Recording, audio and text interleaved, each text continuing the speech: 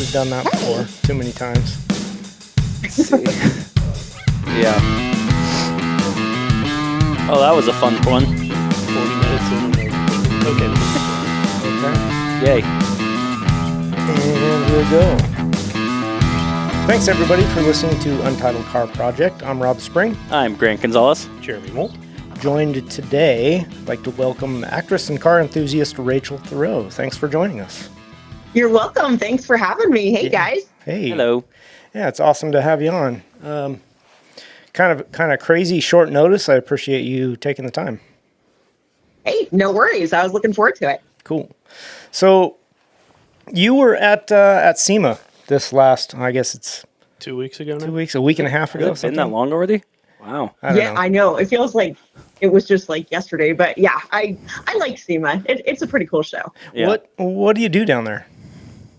So my husband and I have kind of like a business like where we make 3D printer parts and stuff for cars. And so he hasn't gone the last couple years because it's just easier for me to like network and stuff. Mm-hmm. But that's basically why I'm there. So I kind of go as like a buyer rather than an exhibitor or, something else. Oh, that's cool. That's cool. Mm-hmm. So 3D printing interior parts and that kind of thing?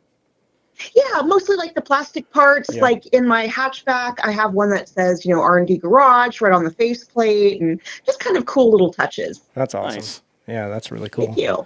Yeah, we've talked a lot about how 3D printing plays into project cars and restoration projects and that kind of stuff, and it's definitely getting to be a bigger deal. Mm-hmm. Oh, absolutely. I've been utilizing it a lot actually on the car that I'm building right now, where it's like, because you need like an aluminum or a steel bracket, but you're not quite sure what it should look like. And, there's nothing out there. And so to print that out first is just, it's so nice. Just like a prototype of it, right? Yeah. Yeah. Exactly. Yeah, Yes. that's really cool. It's a very cost-effective way to do it too. Oh, absolutely. Instead of making that metal part and it's wrong, and you're like, well, I get to do that again. Yeah, exactly. Especially when it's just like a millimeter and you're like, damn it. Yeah, Yeah. so So close. close. I've done that more than once. Yeah. So if you build a part like that with a 3D printer, say it's a bracket for, an alternator or something like that, and you got to throw it away, how much are you out? I'm sorry, and I have to like throw it away? What was that? Yeah. If you have to throw it away, right, and start over because it was obviously incorrect. Yeah. How much money do you think you're out having to redo it? Not a whole lot, because we can pretty much write it off anyway. Mm-hmm. And so it's not a whole lot of money being lost. It's certainly a lot less than, like you said before, buying a part where we think is going to work and then it doesn't. Yeah. So Yeah. It's easier to swallow throwing away $20 worth of plastic rather than a couple hundred in metal. Because for sure. I have a few buddies that live up in Tacoma that run CNC machines, and it could be several $100s for a small part like that. Oh, yeah. Not including the hours of time it takes to mill that. Yeah. Yeah. Exactly.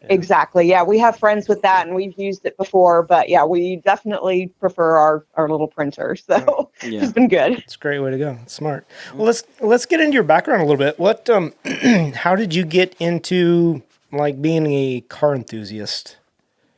I think it's something that's in your blood. Like you're either into cars or you're not. Yeah. So I want to say ever since I can remember, maybe 4 or 5 years old, I've always noticed cars on the road. I've always been interested. Like some kids like dinosaurs, some kids like, birds or I don't know, something like that. I was always into the cars. Yeah. And so, it started, with Matchbox cars and all that. And then the thing that like solidified it all was, I want to say in like first or second grade, my student aide had a brand new CRX. And I just thought it was the coolest thing in the world. I was like, oh, what is this? I need one someday. That's and awesome. I knew then it was just like, it was pretty much all over. That's cool. Nice. Yeah. No, I agree with you. I think you're kind of born with it. I was the same way as a really little kid, man. It was always whatever I don't know, it had a motor and wheels, I was in, whatever it was. Yes. Oh yeah. Could have been a lawnmower, and I was like, yes, please. Absolutely. Yeah. I'm still that way. There's actually a racing lawnmower I was looking at the other day. my God. Oh my Yeah, gosh. yeah. You Can I have make to it go get it. You faster? have I'm in. Yeah. No, that's pretty cool. Exactly. Yeah. What was along those lines, early on you said a CRX was like, you had to have it. What did you end up with as your first car? Okay, this is funny. So when I first started driving, my parents let me have their 88 Mercury Sable, which, wasn't the most fun car. Right. But the first car I ended up buying for myself was a 1990 Integra RS. So it was basically the base model. I know, but to me, and I bought it in 97, but to me, that was like the fastest car ever. Like it cruised at 80. I couldn't even believe it, That's actually a pretty cool car, though. I mean, as your first one. Oh, yeah. Yeah. Yeah. No, I was super pleased with it. And it was even a stick shift. And so I had to actually learn to drive it. Yeah. My boyfriend at the time brought it home for me, and he's like, okay, you have 2 days to learn stick shift. And I had various other people try to teach me. It was not happening. But finally, that was the car I eventually learned on and was able to drive it by Monday. Because I think we picked up the car on Friday, and then, I had to drive it to work on Monday. And so it was just like, you're either calling in sick or you're driving this damn car. So it's trial by fire. That's the best. Yeah. Oh, absolutely. Yeah. For sure. It's I was going to say a crash course in it. Well, hopefully you don't crash. No. Not like my first time driving. Right. Where I sent my dad's 64 Ford through like this patch of alder trees. Oh no. Oh, it was fine. It was fine. It kept going, but it scared the crap out of my dad. Oh, I'm sure. Like, no, oh my God, my car. No doubt. So was that car like a work in progress, or was it?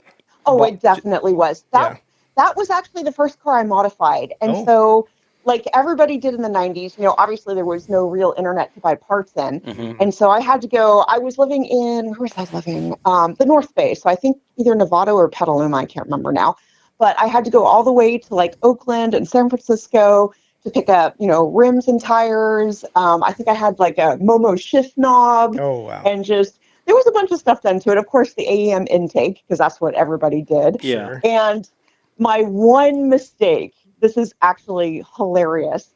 So I got a Flowmaster exhaust on it. Why? I don't know. There wasn't really anything else available. It was like a domestic, exhaust shop I went to. And they're like, oh, you're going to love this.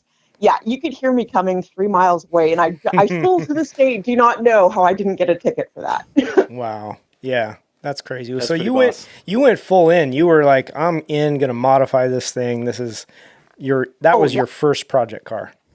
That was definitely my first project car. And of course I devoured like P-Sport magazine, Super Street, Sport Compact Car, Turbo Mag, like anything was on the market. Wow. I was reading it and going, oh, I want to do that. Wow. Yeah. You were project car person right from the get-go. Did you have that Integra like a goal straight from the get-go, or was it just anything that sounded cool you threw at it? Pretty much, since it was my first car, I had seen a lot of other imports being done up. And so I kind of had a little bit of an idea of what I wanted to do and what I didn't want to do.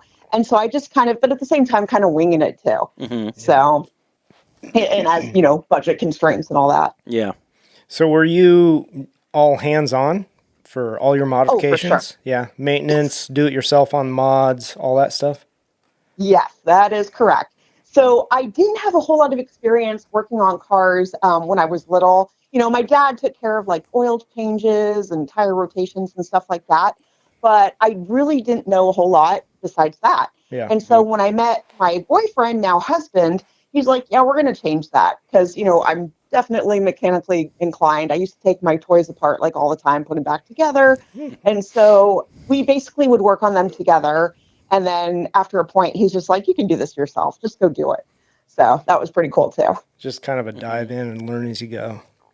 Oh, yeah. Because, especially with the imports, you can't hurt them too bad. Okay. I was going to say, I don't know. Put enough boost in it.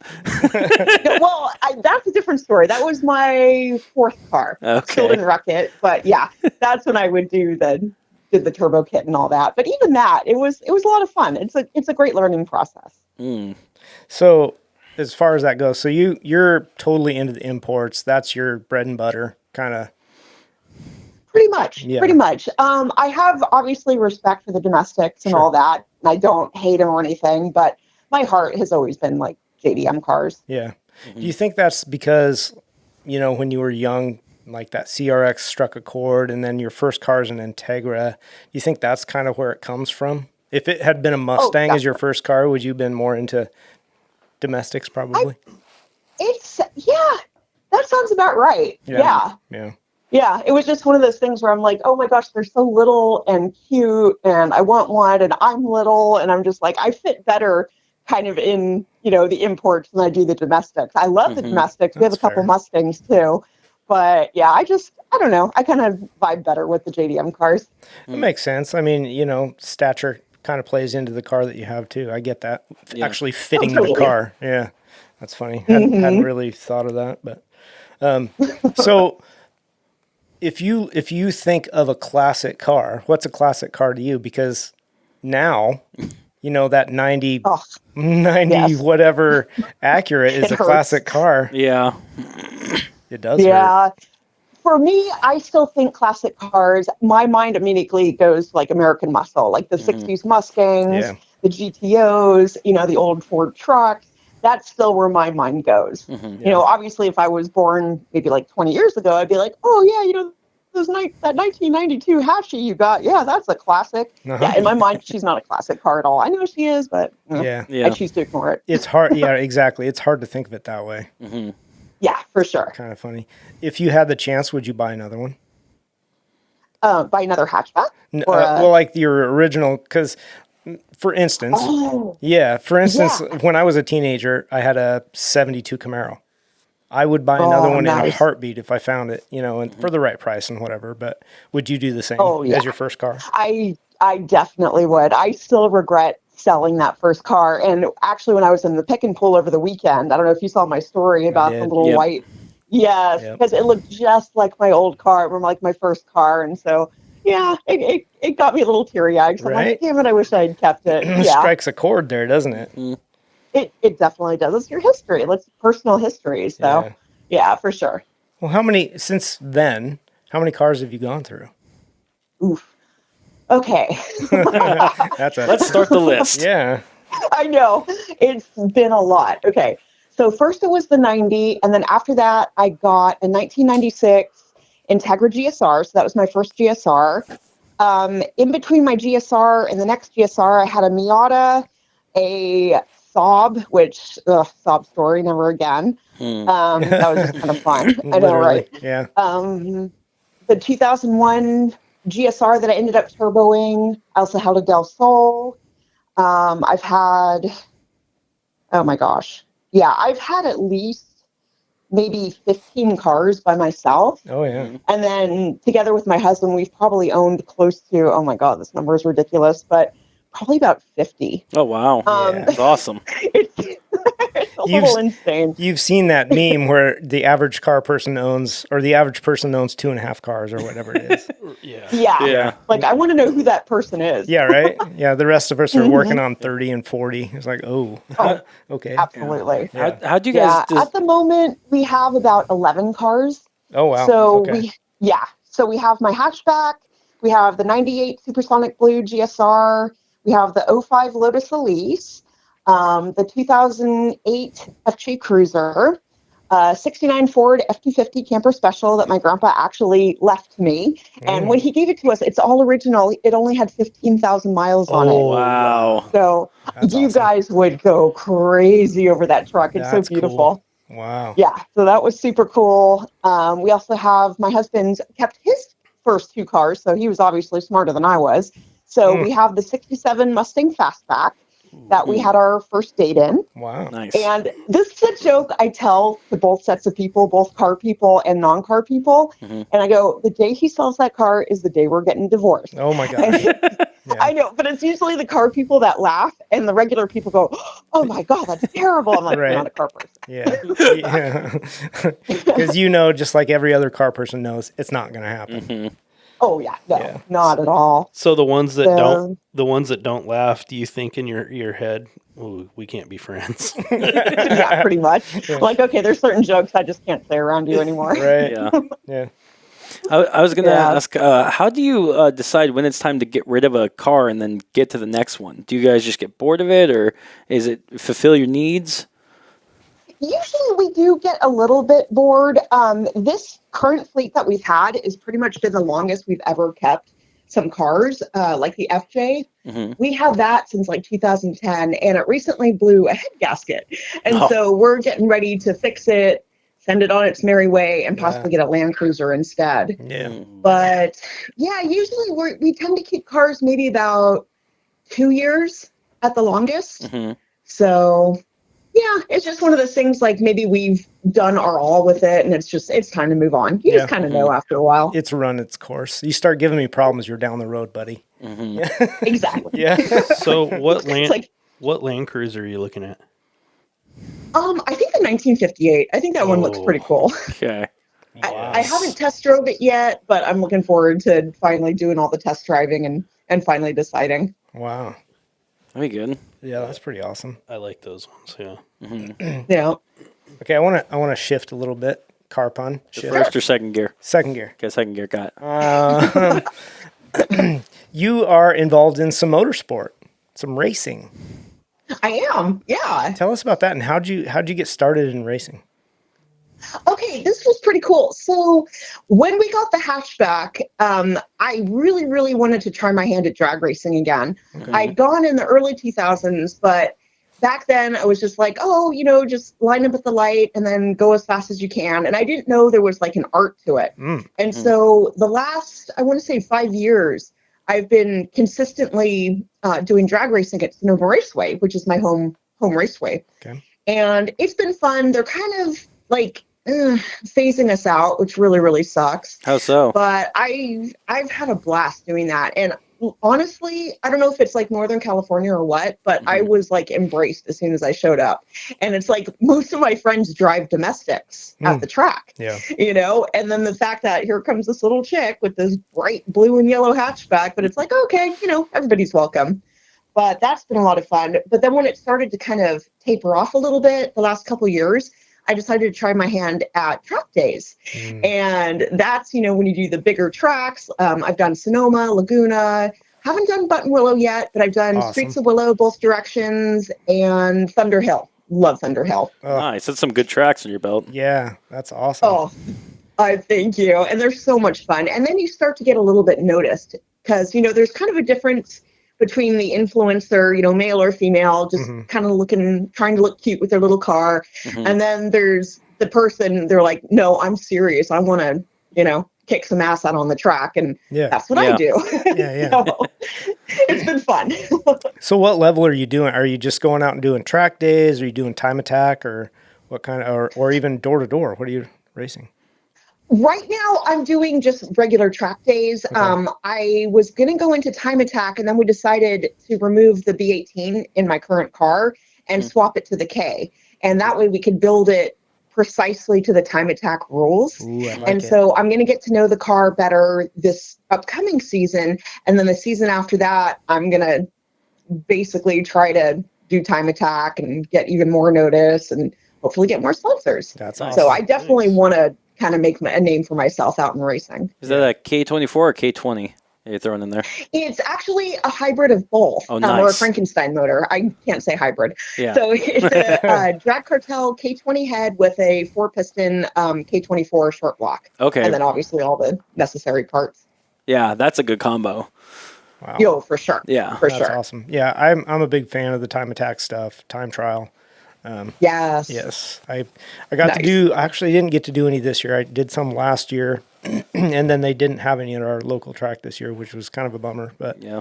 Oh, man. yeah. And Anyway, it didn't work out. But Yeah. next year I'll probably do a little traveling and get some more in. But And then Rob's trying to drag me along to them too. yeah, I just got to get you Nice. on the track to start with. Yeah. Like, Oh, it's so much fun. It's so addictive, Yeah. because with me, I'm always nervous right before I get on track. But the instant I'm on the track, it's like, okay, it's go time. Like no nerves, no nothing, just have fun. Pure focus. You're just focused at that point. Yes. Yeah. Yes. I'm just used to the smaller track for autocross and track cross. I haven't got to the big track yet. I've done. Oh, you'll love it. And I love autocross too. That's another thing I started finally getting into the last couple years. And that to me is so much fun too. It is a good time. Yep. Really is. Out of those tracks that you've run, and that's a really good list of tracks, which is your favorite? My favorite is definitely Sonoma. Yeah.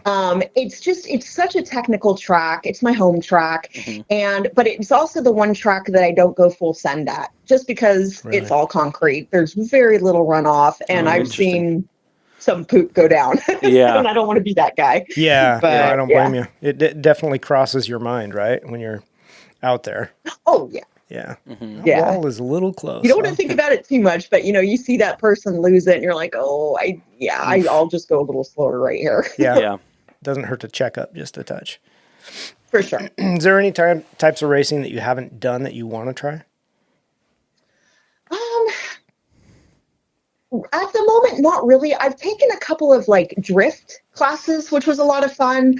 But for me, I know I'm not a drifter. For some reason, most of my car friends are, and they're happy to take me out and stuff. But I guess since I've done so much drag racing and all the rest where you have to be in control of your car, to me, drifting feels like you're out of control, even though I know you're not. Right. And so I think there's just something in my brain that won't let me do it. That's funny. Yeah. I mean, drifting seems to look at it out of control, sort of, but those guys have extreme control of their cars. They know exactly where they're putting it. It's kind of crazy. Yeah. Except for the guys who are their first day on track. Well, even those guys have an idea. It may not go as planned. Yeah. And also, it's an extremely expensive sport. I think it's one of the most expensive motorsports out there because they go through a set of tires after one session. Yeah. So that's a little rich for my blood. I don't know. I think rally's more expensive. It might be. Oh, that too. Yeah, I'd love to try rally. It's never going to happen, but I would love that. Yeah. I can send you to a place. Yeah. We'll see. Yeah, that's crazy. Well, so you actually want to get noticed and get sponsorships and that kind of stuff. Where do you want to take your racing career? At the moment, I do actually have a few sponsors. Yeah. I just kind of want to see how far I can go. Sure. I've managed to make a lot of really good friendships with a lot of high up people. And so I'm just here waiting to see what happens, to be honest. Along for the ride, so to speak. Exactly. Yeah, that's exactly it. Do your best, but you see where it takes you. I like that attitude, though. I mean, only slight expectations, maybe, and then just do your best, see where it goes, and if it works out, awesome. If it doesn't, that's okay. Had fun. Yeah, it's on the way. at least you tried. Yeah. Agreed. So, knowing that you were into some racing, I was thinking about the women in racing movement, which is great and awesome. I wanted to know your feelings on that movement, or should there be room in the class for everybody?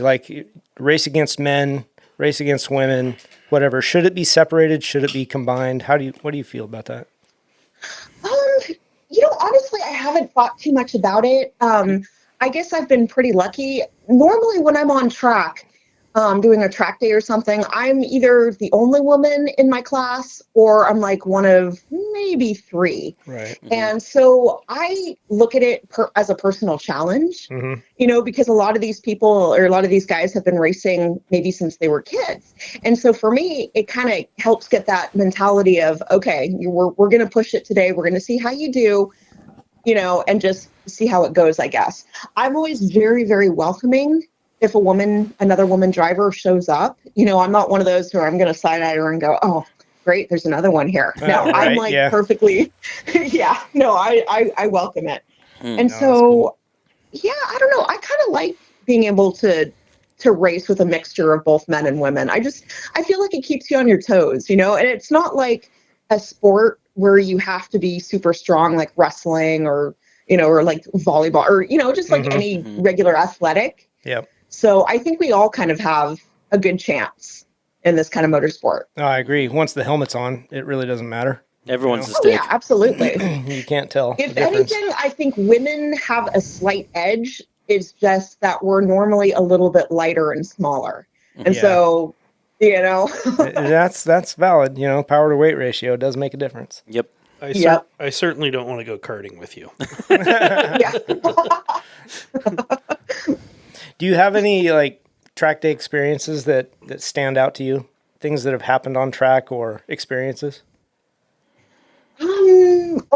Yeah, I have actually one that I love to think about once in a while. So last year I did Laguna for the last time with, the old motor and everything. And I got to know that car so well that even though it was only like 174 dynoed, so only 174 horse, not a whole lot of torque or whatever. But I was moving away from a bunch of the Porsches there, and they couldn't keep up. Oh, wow. And That's a so, good feeling. I know it sounds like literally insane. And I'd had actually a couple of guys come up to me and go, "What do you have in that car? You turboed? Like, what's going on?" I'm like, "Oh, no, I have less than 200 horsepower," which obviously also hurt their feelings. But they're like, yeah. "Damn, okay." That's and awesome. so it felt really, really good. And so that's kind of like what I'm keeping in my back pocket as I work in the car and get frustrated. Like, just think what you can do with now 330 horsepower. Oh, yeah. Yeah. That sounds Yeah. awesome. It's going to be insane because the car itself only weighs, I want to say like 1,200 pounds. Oh, wow. So she's pretty stripped down. No doubt. I was going to ask you about that build. Like, what have you put into it as far as, like, where did the car start from? Was it just a basic road car and you stripped it and caged it? And what's the build like? Pretty much. So the car has kind of a history among our friends. There was 3 of us that each took a turn owning this car maybe like twice. And so I I got it back about 6 or 7 years ago. Actually, no, shoot, like 7 or 8 years ago now. Holy Time moly. flies. Yeah. Yeah. And before, other people would kind of like race it, but not too seriously, maybe take it to the drag races or do a track course with it. And so when I finally got it back, it had the B18 C1. That motor had been in the car for almost 15 or 16 years. Oh my gosh. And then it was also turboed. And so we drove it like that for a while. It was teal, it was lowered, it didn't have a whole lot done to it other than, the motor stuff. And after that, we're like, okay, I started doing drag racing with it. We took off the turbo because the engine was starting to, not break down, but it was just like, okay, it's not that as healthy as it used to be. Let's take the turbo off. And so that's when I drag raced it for like 4 or 5 years. And then when we got into the track events, the last couple of races, the motor started to smoke. And it was like, oh, okay, it's time for a redesign. And so one of my very, very good friends and mentors, Mike Kojima from Moto IQ, he's like, if you're really serious about doing time attack, this is the motor you should build. And so on Moto IQ, they have a great, great sequence of videos about how to build a Frankenstein motor, the K20, K24. And while it does mirror his, a lot of the parts aren't quite as expensive. I'd be like, okay, Mike, what should I, what exhaust should I get? What, radiator should I get? And he'd name a name and I'd be like, okay, now like 4 steps down from that, what do you recommend? Yeah. So we did spend a great load of money on it, but it's still not as expensive as a lot of cars out there, but I know it's going to run great. So, and it is full caged, right? At the moment, it's not caged. That's kind of the last step in the process. Gotcha. I know. So I still have to get a cage, Hans device, racing suit, and a bucket seat for it. But so this whole literal past 8 months, we've just been doing motor work and exhaust and all the rest of the mechanics. Yeah. And painting the engine bay and stuff. So it's kind of a show car, show car at the same time. It'll be a little bit of a show car. I do go to a lot of cars and coffees and, oh gosh, what are they? Like a lot of car shows. I go to all of them. Cruisings and stuff. Yeah. Actually, I want to ask you about car shows here in a minute. But so have you done like brakes and suspension on the car as well? Oh gosh, of course. Yeah, nothing on that car is stock. Yeah. What did you put on there? Just for our project car people, what was your decision making on that? So a lot of the suspension I had from last time, and so I still have the team suspension on it. I'm actually in talks with a brand new suspension company that are going to be sponsoring part of their suspension. Yeah. And so I can't really talk about it quite yet. Sure. Okay. But yeah, so for now it's the teens and they worked great, you Yeah. know. Yeah. Let's see. I literally have an Excel spreadsheet of all my parts. Let's so pull it yeah, up. ask away. I do that as well. You have to. Yeah. You know, it's the kind of thing people are like, oh, what kind of cylinder head do you have? And I'm like, Yeah. oh crap. You know, Here, like, let me pull do the that up. Hang on a files. second. Yeah. When you get past mods for that you can count on your hands, then Yeah. you know you have to get out the cell sheet. Yep. Exactly. So Oh, yeah. what Yeah. what brakes did you end up going with? So I do have the Brembo brakes, Okay. which have worked great for me. What size are those? And I've done, you know what, I've done so many different brakes in that car because obviously I've gone through them a lot. So I've done Brembo, I've done Hawk, I've done a couple others, and I really like the Brembos on that. Yeah. Okay. That's cool. Okay, so we'll jump to the maybe shift to third gear now. Okay. The car show type of stuff. Do you make it to many of those and local stuff, or do you travel a bit for car shows and that kind of thing? Or Some I do travel for, like, you know, SoCal shows. I usually do Radwood, JCCS, the Japanese Classic Car Show. Let's see. Yeah, a couple more down there. Over here, we're getting a lot better. Like, Yeah. I'd say even 10 years ago, we didn't have that much car stuff going on. Like, it was mostly for domestics. yeah, And so now we have a lot of really cool shows, at least 3 or 4 times a month. oh wow, Unfortunately, I've had to skip a lot of them just because we've been so busy preparing the car. sure, But, you know, there's Novato Cars and Coffee. There's Pre-Stage, which is a really cool new show. Breakfast Club Rally, where, you know, you get together and they always kind of assign, okay, now it's, you know, Porsche Breakfast Club Rally. Now yeah. it's the imports. And Yeah. yeah, so it's pretty sick. That's awesome. Yeah, it feels to me like, and you know, maybe you can comment on it, that the car scene's getting stronger.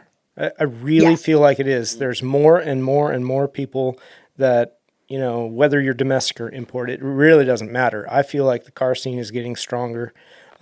Community wise is getting stronger. You know, everybody separates it out into groups or cliques, or maybe it's a type of car, like you said, Porsche or this or that, whatever. But it does feel like there's a lot more happening. Yeah, I really, really like it. Yeah, because I missed it. Like back in the day, you know, you'd have like a good guy show or something like that, and it'd be like once a year. And you're like, Yeah. okay, well, what are we going to do until next year? Right. Yeah. So, yeah. I Yeah, know- it's super cool. And it's a good way to connect with people too. Because, you know, there's the internet and Instagram and all that, but it's also there's something to be said about going up to someone who's standing proudly by their car and go, man, that's an awesome car. Tell me about it. What did you do to her? Tell you know, what, and then yeah. like you're instant besties. I mean, for sure, that's what this podcast is all about, really. Yeah, I mean, exactly. it's all about the cars, and people like to share their car stories, and you know they got to have an outlet for it. I think it's awesome. Especially if you have a Definitely. Polaroid camera, it gets everyone's attention. Polaroid and they'll works tell you really well. everything about it. They're like, oh, Yes. Yeah. Yes. That actually, I absolutely love it when someone has a Polaroid camera because I've returned to my car several times and found a picture of my car on my car. Yeah. And the only thing is, I wish they'd sign the damn thing because I never know who did it, So- you know? So I'm always posting on my stories, who took this picture? It's So so, that- awesome. And like nobody ever tells me. So that was actually one of our schemes that we did at SEMA this year. Is I brought a Polaroid camera with a couple hundred, shots worth, and we'd take pictures of Nice. people's car, and on the back of it, we'd throw our sticker with a QR code. So not only do we have an introduction Oh. to people, and it tells them like, hey, check our podcast. We're gonna be talking about your car. But on top of Yes. that, it's a good way to just keep in contact with people because they have like, okay, they the physical thing to remember you as well as they're like, hey, this is where I get in contact with you guys.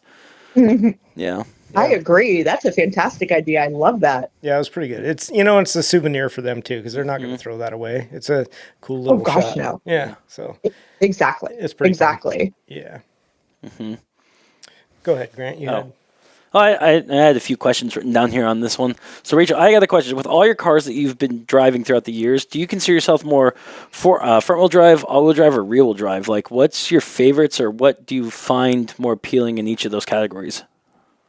For me, my bread and butter has been for front wheel drive. Mhm. And so that's kind of the car I'm most comfortable in. Although it's hysterical because my daily is actually an '05 S2000, which is rear wheel drive.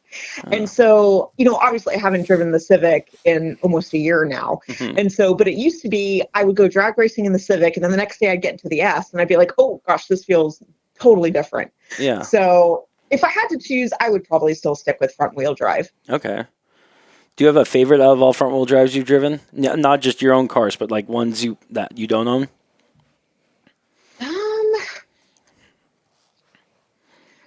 Honestly, I've never really thought about that. Stumped her. Yeah. Yeah. I know. That's a good question. That's hard to narrow that down, honestly. It's like, Yeah. you like different cars for different reasons. Mhm. But to put it on a favorite, It's so true. If I had to choose, oh gosh, I don't know. Can we come back to that? We definitely come back to we'll that come one. back to that. You know? I wanted to ask about your career a little bit, if you don't mind. Sure. Actress, how long have you been doing that? So that I've been doing since about 2017 now. Okay. Okay. That's cool. I looked over there was on your bio, there's like 11 different projects you've been in. That's pretty good. That's a bunch. Oh yeah, and I honestly, that's not even everything. Okay. I've probably been in. Oh yeah, I've been a lot more than that. I do a lot of background work, but I also do a lot of like commercials, and those don't usually go on your bio. Okay. So Yeah. my favorite to date, I actually got to do a Northern California Honda commercial with the hatchback. Oh, really? So, That's cool. Oh yeah, that was like a bucket list combining both my loves together. Like, dream come true. How'd that opportunity come into your lap? Did you pursue Honda, or did they come to you and say, hey, or what? It was actually a casting agency because we have like a bunch of different online sites. And I think one of my friends actually forwarded me the casting. And he's like, if you don't go for this, you're insane. And I'm like, oh my gosh, Alonzo, thank you so much. That's awesome. And so I ended up submitting everything. And then we had like a Zoom meeting, and it was during COVID, so we couldn't meet in person. And after that, it was just like, So I basically got the commercial. I was one of 900 people that had tried out for it. Wow. And so I was happy about that. No doubt. Yeah. I mean, that's really something. Do you think you got it because of your car background? I think so. They knew how passionate, like when I speak about my cars, I'm obviously excited and I love them. Yeah. And I'm pretty sure they could tell. Yeah. So it was awesome. going to be authentic if they chose me. Sure. Yeah. Yeah. I wanted to ask if you wanted to weave those two together. Would you want to pursue a film project, whether commercial, TV, or movie, that had more to do with cars? Like, if Need for Speed came up to you, would you jump at that opportunity? Oh, heck yeah. Heck yeah. Yeah, I'd be all over that. Seemed like a dumb question. But yeah, so if you could weave the two together, that'd be ideal. They're always expanding the cast of Fast and Furious. You never know. Fast and Furious. There you go. I know. Yeah. Hell, I do Fast and Furious too. I don't care. It's got a car in it and you're filming. Yeah, I'll be in it. Yeah. Yeah. How- I've gotten a chance to do a couple of pilots. Unfortunately, they didn't work out. One was with, I don't know if you guys have heard of Mike Musto. Yes, I know Mike Musto. Yeah, he's super cool. And so he actually came to me with a project, and it was for Tested, which actually came out and only he was the one guy who did the show. But there was going to be 3 of us. And I was going to do the truck segments. Another guy was going to do the imports. And then he obviously was going to do the muscle cars. And so unfortunately, it didn't work out. But I do have the pilot that, I still watch once in a while. And it would have been super rad if it had worked out. But, that's showbiz, baby. I got to ask, because you seem more of the import person. Why were you the truck person in that? I think Mike saw my truck at a show. Okay. And so he was just like, you got to do the trucks. And I was like, okay. Obviously I probably would have been more comfortable doing the imports instead. Yeah. But I wasn't going to turn down an opportunity like this. Yeah. What got you into wanting to get into movies and acting and stuff like that? Where did that come from? That was another thing since I was a kid. I just always wanted to be in movies and on TV. And I think in the back of my head, it was a way to kind of live forever. Mm-hmm. And so I always thought it was so cool. And my mom was always big into movies. Like she was a piano teacher before she retired. And so she would see every single movie in the theater when we were in school, during the week. Mm-hmm. And so she kind of instilled that love of movies into us. And so I would sit there and watch the credits and go, man, I want my name to be up there someday. It was just, cool. I don't know, maybe I'm an Aquarius, so I'm a little show-offy, That's really cool, though. It is. Yeah. Thank you. Do you have a favorite movie of all time? Oh gosh, I have a bunch. I think time, my that's a big favorite list. movie is Top Secret. I don't know if you guys have ever seen it. Mm-mm. It's Val Kilmer when he was very young. It's Okay. a comedy. I think it's by the same guys who did Airplane, which I Okay. also really, really love. That's a good movie. But That's a it's good one movie. of those that absolutely stood the test of time, where it was absolutely hysterical as a kid, and it still makes me laugh now. Oh, that's And awesome. obviously the Back to the Future series. Yes. Such a big yes. So much yes. Yeah. Yes. I like Back to the Future is good, but Yeah. yeah. Oh yeah. Do you think on that movies, especially backward, do you think that trilogy should stay untouched, or do you think it should be either a sequel to it, like more modern movies are going to, or remade, or what's your thoughts on that? Honestly, my first instinct is to say just leave it alone. Don't do any remakes. It's perfect as it is. Yeah. But honestly, if they were to make a fourth that brought back all the people that were in the movie, Yeah. and not just be like, oh, this is so and so's son and now he's going on an adventure. Yeah. I kind of want to see them older and like dealing with maybe going back to the future or going into the past, or Yeah. something like that. But at the same time, if that never happened, I'd be happy to. Yeah, there's a couple of canon games that are been made into movies or on YouTube that bring some interesting thoughts on that. Ooh. Yeah, one of the things nerding out real fast is Yeah, that you are. the DeLorean in most cases and most fan fictions or whatever actually after the second movie is hit by lightning, it separates and actually makes two timelines of cars. Oh. And so the Oh. car comes back, and so most possible sequels have been based off that event, and so that's how the car is still around, and then that's what goes for it. Whether an that's interesting Telltale concept. games or other fan fictions and stuff. Yeah, that's an Yeah. interesting Oh, that concept. I sounds could cool. see that. Yeah. Yeah, Yeah. Yeah, definitely. I'll have to check that out. yeah. Do you have a favorite movie car of all time? Ooh, favorite movie car. That's a good one. I think it's got to be the White Challenger. I really love that. Plus the DeLorean. I still want a DeLorean. I know that question is like Oh, that's almost such a last good on car. the page. I would definitely take want a DeLorean. one. I would take one too. I mean, it's not the best sports car ever, but I mean, it's so iconic that I would take one. I think It's not the Yeah. best until you LS swap it. Yeah. Yes. Yeah, Use I that wouldn't or even do case that. swap it. You can case swap it now. Oh, Yeah. really? Yeah. Cool. Yeah. I mean, there's a lot of swap options for that car that would actually make it, a supercar like it should have been. Yeah. But Yes. I don't know. It's an interesting car. I think for me, Yeah. we're totally off. But whatever, it's cars. Probably like the White Testarossa, From Miami Vice. Oh, Miami Yeah. Vice. Yeah. Yes. Yeah, Yeah, that's pretty sick too. Yeah. pretty iconic. That'd be pretty cool. Oh, for sure. I've got for to. sure. I got to keep mine under wraps. Yes, he's not allowed to talk What about it Knight Rider anymore. kit car? Knight Rider kit car. Yeah, there you go.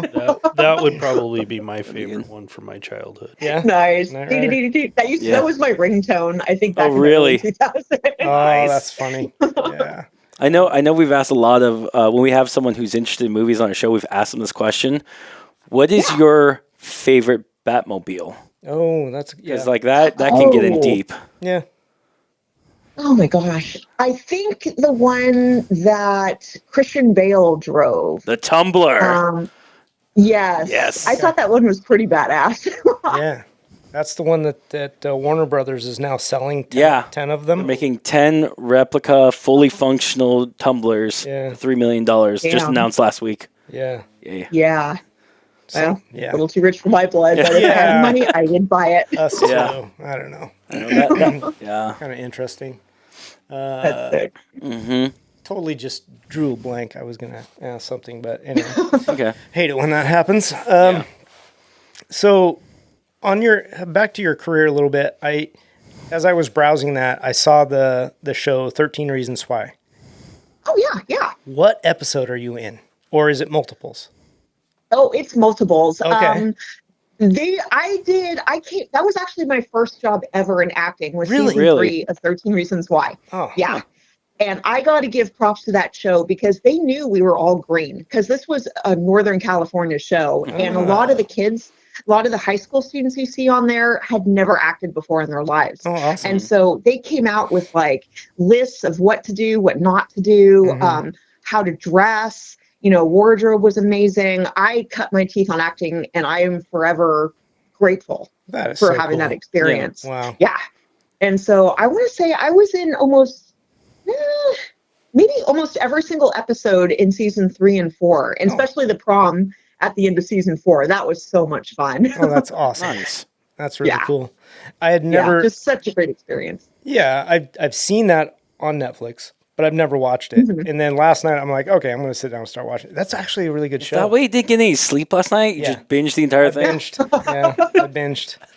It's a really good show. It is. It's kind of depressing. Yeah. It can take you to a few places. Yeah. But the kids on that show were so amazing. And, a lot of the main actors, that was kind of their first exposure to the big time, so to speak. And so some of my friends who worked on it all 4 years, they saw those lead actors go from kind of like shy and quiet to be like, oh, okay, we've arrived. And, but they never had like horrible attitudes. There was never any like divas on set, which was pretty cool. Yeah, good. that's really cool. Yeah. Yeah. Anyway, I'm enjoying it. I'll finish watching that. Would you say that's probably your most memorable time acting is with that show, or do you have any others that like really made an impact on you?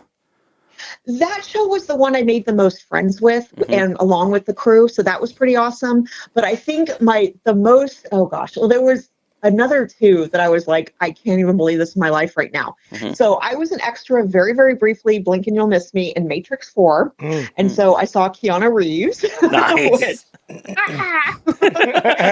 And the crowd that would gather when they knew he was filming, because we were downtown in the financial district in San Francisco, and it was a 3-day job. And the first day, nobody was there.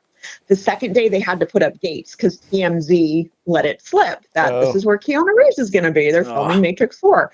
And it was insane. And so that was when some other friends as background were playing cops and snipers and stuff like that. And so I had this idea. I'm like, okay, Tom, he was all dressed up. He's like 6'4", huge guy. I'm like, act like you're protecting me and my friend. And so he did. And then people were just putting their cell phones in your face, like thinking you were famous, and just it was a little crazy. Yeah, That's it was funny. a little crazy, but that one was a lot of fun. And then Venom 2 was a lot of fun too. With Woody Harrelson is literally the nicest guy on the planet. Really? That's So, good to hear. That's awesome. Nice. Yeah, so that was super cool to see him. And Tom Hardy is very short. Really? Oh yeah, he's like my height, which I didn't expect, because he's a big guy. He's like built, Yeah. but he's very, very petite at the same time. It's all so that in the was interesting. It's all in the camera angles. It's how you present and carry absolutely. yourself. Yeah, that too. Yeah. Yes, I mean, exactly. Unless you're Kevin Hart, and then you're just short. Oh my gosh, yes, Kevin Hart. I've worked with him on a commercial, and he's shorter than I am. And they had to give him almost a booster seat when he went to sit down. They had a cushion. Oh, The But Rock. he was also loves a very nice guy. I like He Kevin has kind of Hart. I do too. Yeah. Yeah. He's got a bit of a bad rap, but he was extremely nice to everybody on set. So I'm like, I usually like to wait until I see someone in person Yeah. before I believe all the crazy stories. And I'm sure That's he's fair. had his bad days. Everybody has, but Yeah. yeah, he was super cool. Yeah. No, that's fair. I get that. All right. Well, thank you for letting us fan out a little bit. That was kind of cool. Oh, of course. I love talking about it. Okay, cool. In that case, what's it actually like being on a set and doing that? I mean, I've never talked to anybody that's been in a TV show or movie or anything. Like, is it like? Like, what's day Do they one? herd you around, or is it? I don't know. It's like be here, be there. I don't know. True. Yeah. Okay, so when you're background, you're basically the lowest on, Right. the totem pole, so to Right. speak. And so you're in this little place called holding when they're not having you work. And what's great about Northern California is that usually by the time you've been in the business for a few years, you're going to know at least a couple people. And so you kind of get paid to hang out. But when you're actually on set, it's literally, for me, it's one of the best feelings ever because you get to see all the heavy duty cameras and equipment, and you get to see these guys work. And the crews, I've never been on a set where the crew has been like lazy. Like they all have a job, they all know what to do, and they get it done. Nice. And so for me, it's super cool to see that. And then, during lunch, you can kind of maybe go up to one or two of them and say, kind of like the car thing, like, man, that camera is cool. Tell me about it, and just make friends from there. So yeah, so I've got a bunch of friends on crew, like props and stuff like that. So it's awesome. been, but there's an energy, like you definitely feel that energy. It's not, to me, it's not boring. I think it's one of those things like you either love it or you hate it. And obviously I love it. Yeah. So. Yeah. I think it's interesting to the masses because we've never experienced it. It's kind of that magic behind the curtain. We never get to see that kind of stuff or hear about it. So, it's really interesting. And for you, to be able to see the equipment and that, I think it feels like it harkens back to the project car because you're into the mechanics of it. It's like, how does it all work and all that? Exactly. Yeah, I think that's really cool. Yeah. Yeah. So it's a lot of fun. And I've also done precision driving for film and TV too. Okay. And so that's a lot of fun as well. I was going to ask about that. So it does play into your, like, this is almost 2 careers in one here. So tell us about precision driving. I love it because on that hand, because a lot of times the only thing bad about sets is they're usually freezing cold. And so when you're in your car, you can run the heater, so you're a lot more comfortable. You have your snacks with you. But yeah, what they usually do is give you a walkie-talkie and then they just say, okay, Rachel, go. Okay, Joe, go. And so whenever you're watching TV and there's like traffic or a car drives by, that's not like a random person. That's someone who is basically paid to drive by as they're running this scene. So yeah, it's just, a lot of people who do it love it. Some people just, it's not for them. Yeah. But I figure, even if my car gets damaged, I don't really care because, they're not that nice. So. Right. Yeah. Yeah. So you have to bring your own car for that? Oh yeah. Oh, yeah. interesting. Okay. Some of them, especially if it's a period piece, like sometimes they'll ask for cars under 2010 or they'll be like, okay, newer cars this time. There was one movie that filmed a couple years ago and it's not out yet and I can't wait to see it, but it's called Freaky Tales and it was set in the early 80s. And so for them, some of the precision drivers got to drive rented cars. And unfortunately, I wasn't picked for that. But, it's okay. It is what it is. Yeah. But yeah, so they got to drive like these really big boats from the 70s, like Pontiacs and stuff like that. And I was like, damn, I would have loved to do that. Yeah, but it was also pouring rain. So how do they pick drivers for that? Like, do you just sign up and they just look through what you've previously done? Or do they see like your experiences in terms of track driving or how is that done? Honestly, it seems like they do it by the seat of their pants. I don't think there's any rhyme or reason. If you fit the look, they're going to hire you. And so I guess if you look like you belong in that big 70s boat, they're going to be like, okay, you're hired. Yeah. So, yeah. But I've got a pretty good reputation now. My prop guy is always talking me up to literally everybody on set, always about driving. He's like, oh, she can actually drive. She can actually parallel park, blah, blah, blah. And so I do get hired a lot based on the merit from other people saying, oh, no, she's good. Making friends in the industry. Can't hurt. Oh, yeah. Yeah. Oh, yeah. Always good to make connections. Absolutely. That's cool. Okay. We'll shift back to project cars now. I got it. Oh, I had more movie questions. Did you? Yeah. Well, I was going to ask. You can do movies. We got time. Is there? Well, is there any projects you're currently applied to that you could tell us about in terms of movies, or any that franchise you're looking forward to, auditioning for or being in?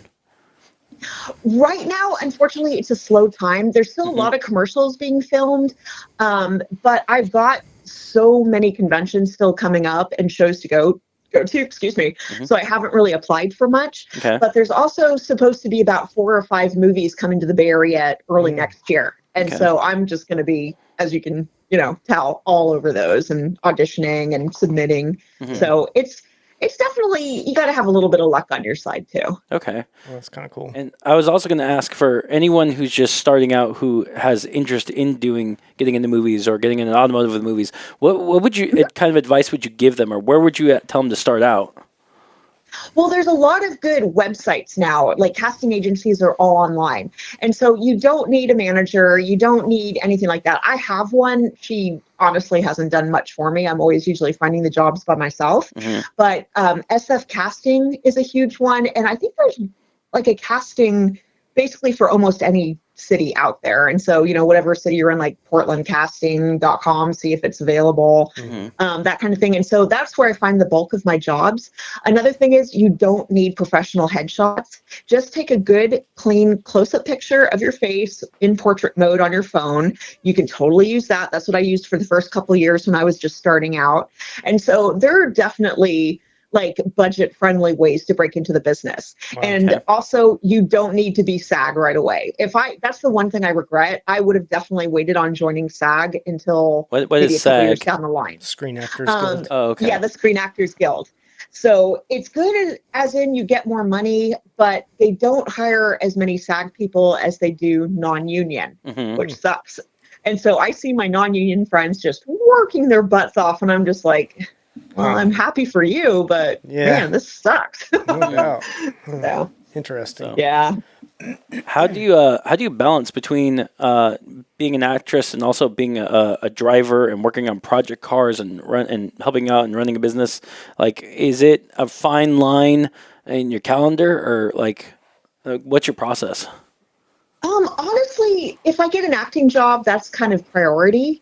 And if I do, even during the busy season, it's probably maybe like 1 or 2 acting jobs a week. And so I don't sleep a whole lot either. So, it's the kind of thing when you love what you do, it just feels like fun. And so I honestly don't look at any of it as work. And it's just, I enjoy what I do. And so if the business needs time, then I concentrate on that. If the car, obviously that's kind of the main thing we've been concentrating on all year is getting the damn car done. And so that's kind of been the bulk of it. But, again, it's nice to take a break here and there and just do something completely different too. Yeah. That's kind of cool, especially, it's variety, right? So that's fun. Yes. To be able to do different things. I'm going to focus on this week, or, however long that takes. That's really neat.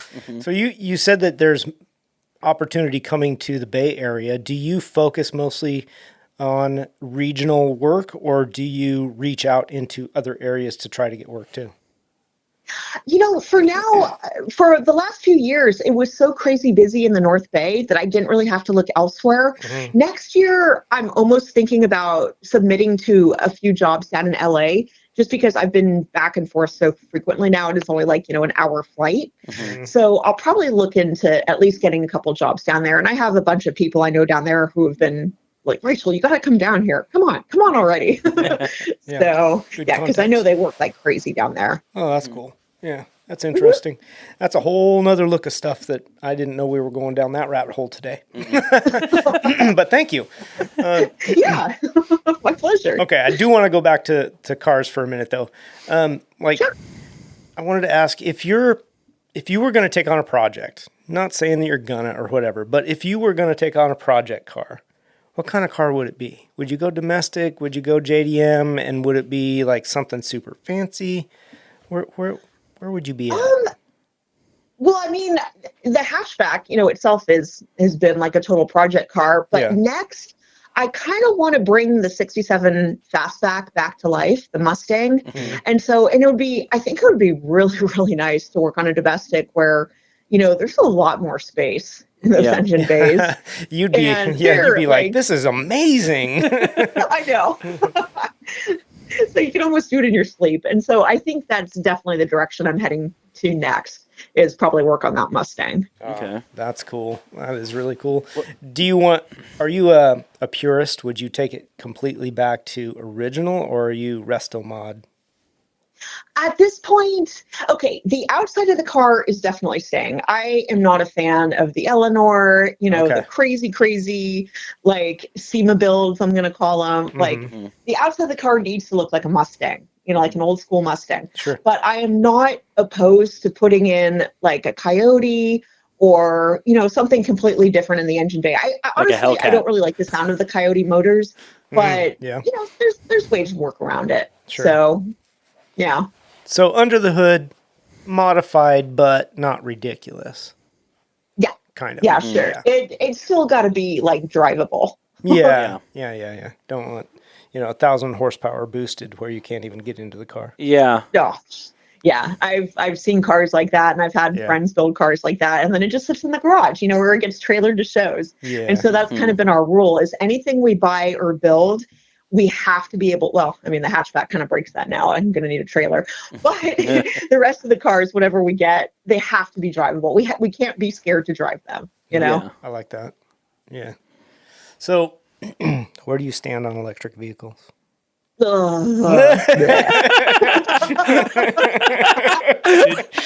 am not a fan. I just threw up on my mouth. No, you guys are looking at me like you actually asked that question. What are you doing? What happened? Yeah, that's fine. No, that's a good answer. That's okay by me. I am not a fan myself. I tend to walk the other direction. I don't like it. Yeah. I mean, I get it. And yeah, you save a lot of money, not having to put in as much gas and just plugging in and stuff.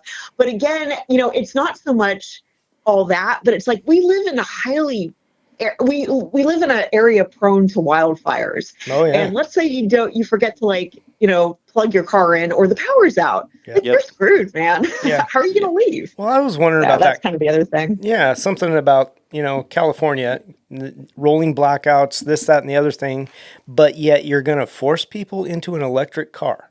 Mm-hmm. How does that work? Yeah. You know what? I think it's not. There are so many car people here, and it's like it's one of the richest states. Yeah. And so if nobody, or if only a few people want to drive Teslas and all that crap, sure, let them. But I don't think there's any way they're going to be able to enforce only electric cars by 2035 or something like that. Something It's like just it's not feasible. It's not going to work. Yeah. I'm with you. I don't think it will either. Yeah. I don't know. I think they're having a hard time even selling them right now. Things are starting to roll back. I think it's good to give people the option, but just don't force it down someone. Yeah, I agree. Exactly. Yep. Yeah. Well, and that's what I agree with that. California is doing right now, right? Trying to. They still have the ruling. They haven't repealed it yet. 2030, everybody has to. 20, 30, or 35. Rachel, do you feel the same about hybrids then? Or how do you feel about hybrids? Hybrids, they're kind of different. I've actually owned one. It was the not the Bolt. It was the Volt.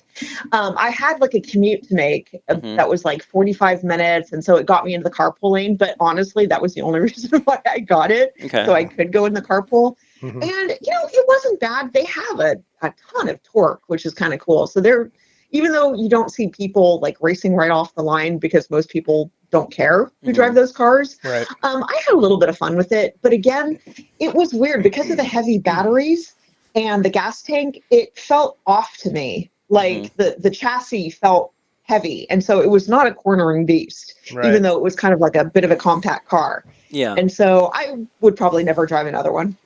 Okay. Yeah. Well, the Volt I don't think was definitely not a high performance thing. Yeah. That thing didn't even it was pretty limited mileage on electric only, wasn't it?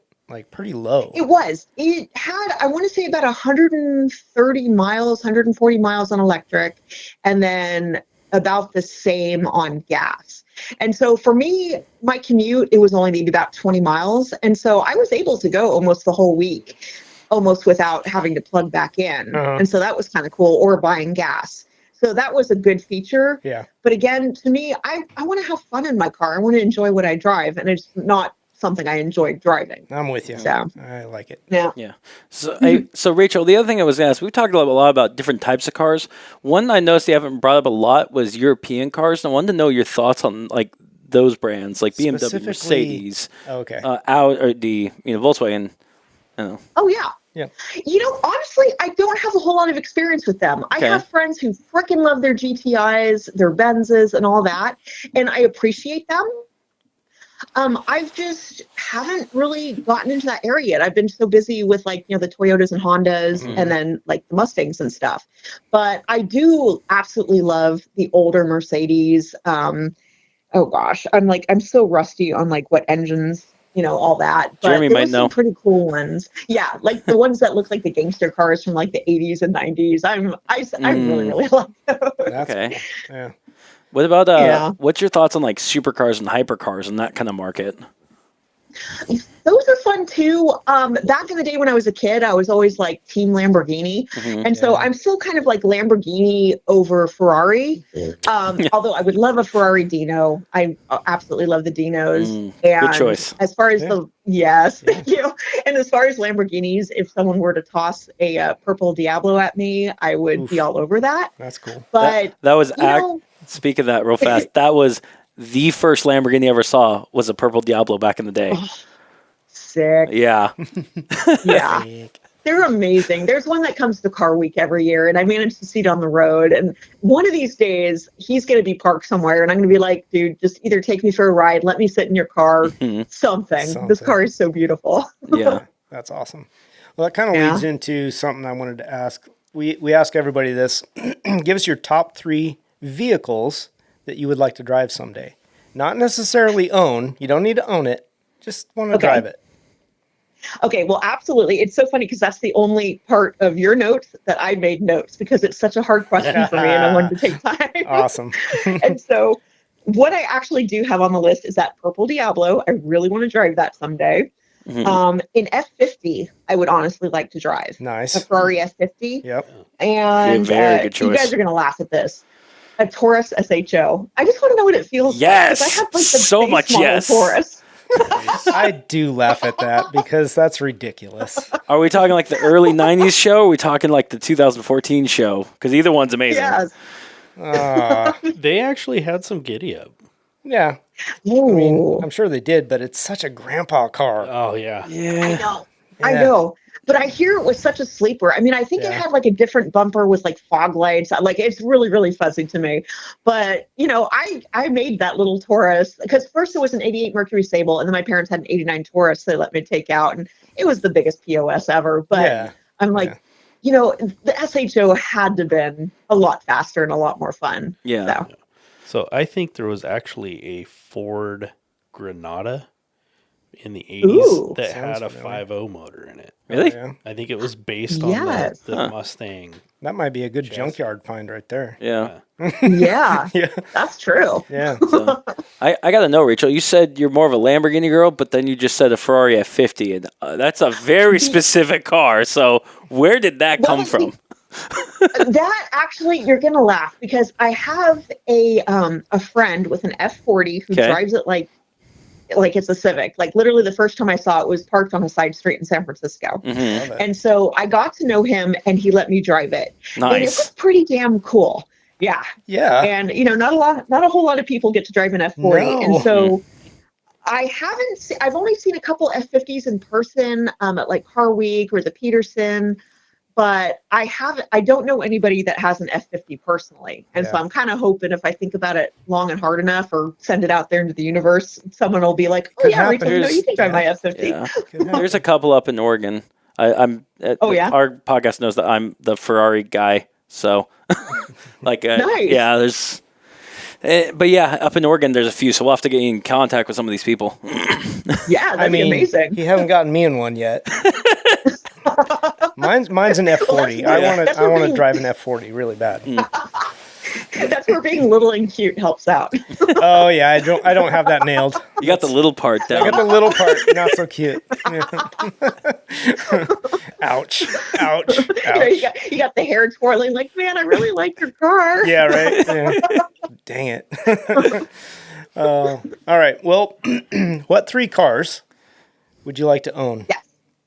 Money's no object. Just want to own it someday. Okay, obviously, number 1, DeLorean, just because. Like it. Because, absolutely love. I'd love to own a lowrider of some kind. I'm super into lowriders. I'm having a lowrider moment. Like an Impala kind of lowrider? Like a 64 Impala or like a Monte Carlo, just like something really, really badass and unexpected. Ford Galaxy 500. Oh, there you go. there you go. Lincoln Continental. Yes. That would be sick. We had a Connie for a while, Really? and we just had too many projects. We had to sell it, but we had a 63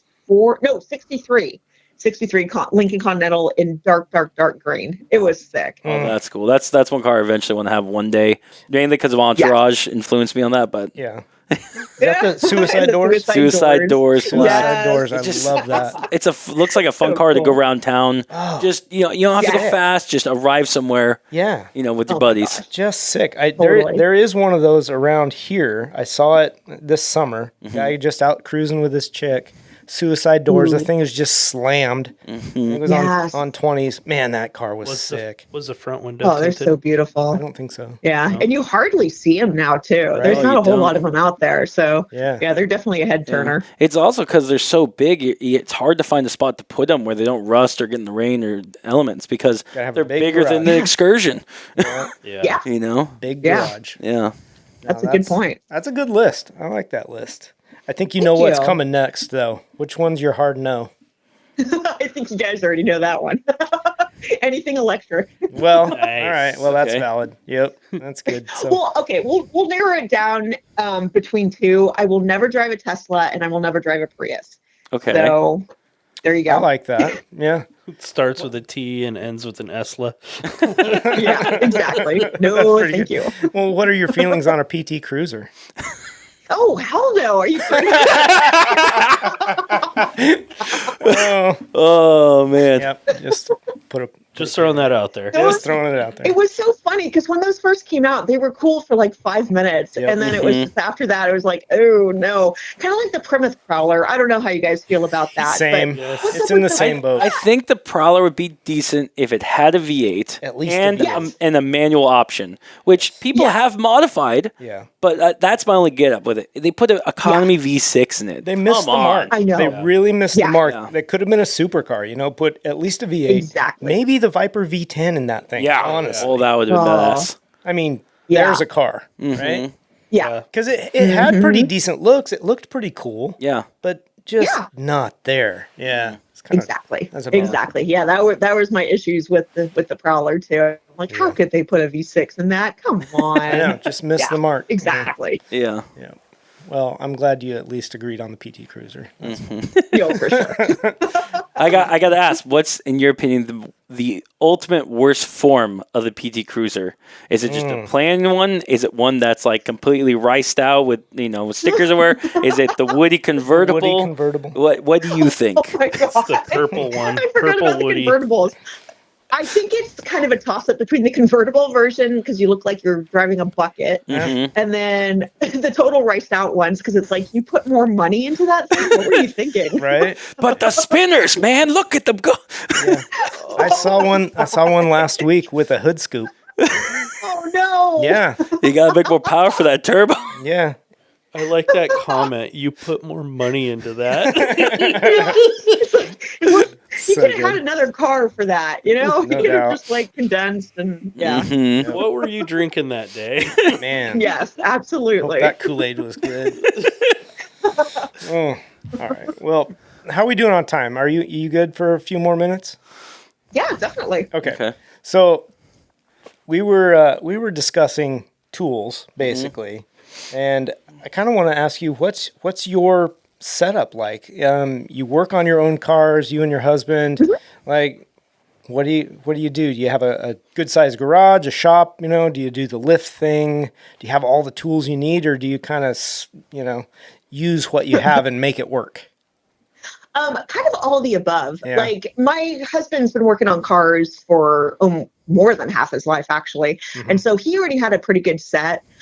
We have a bunch of tools. I'm sponsored by Weehaw, and they're always sending me tools, which is Nice. awesome. What's Weehaw? My husband had an addiction with Snap-on back in the day. So Oh, don't get me on Still Snap-on. paying them off. We're gonna start. we're gonna go there. Okay. Yeah. I know. It's like the truck pulls up and you just know it's going to be a bad day. Yeah. I'm sorry I didn't bring my credit card today. No problem. We've got it on file. Yeah. Yeah. Exactly. The winery has my credit card. We definitely have. We still buy a few new tools as the projects come up because there's always going to be that one project where you need just one tool for it, and then you're never going to use it again. Yeah.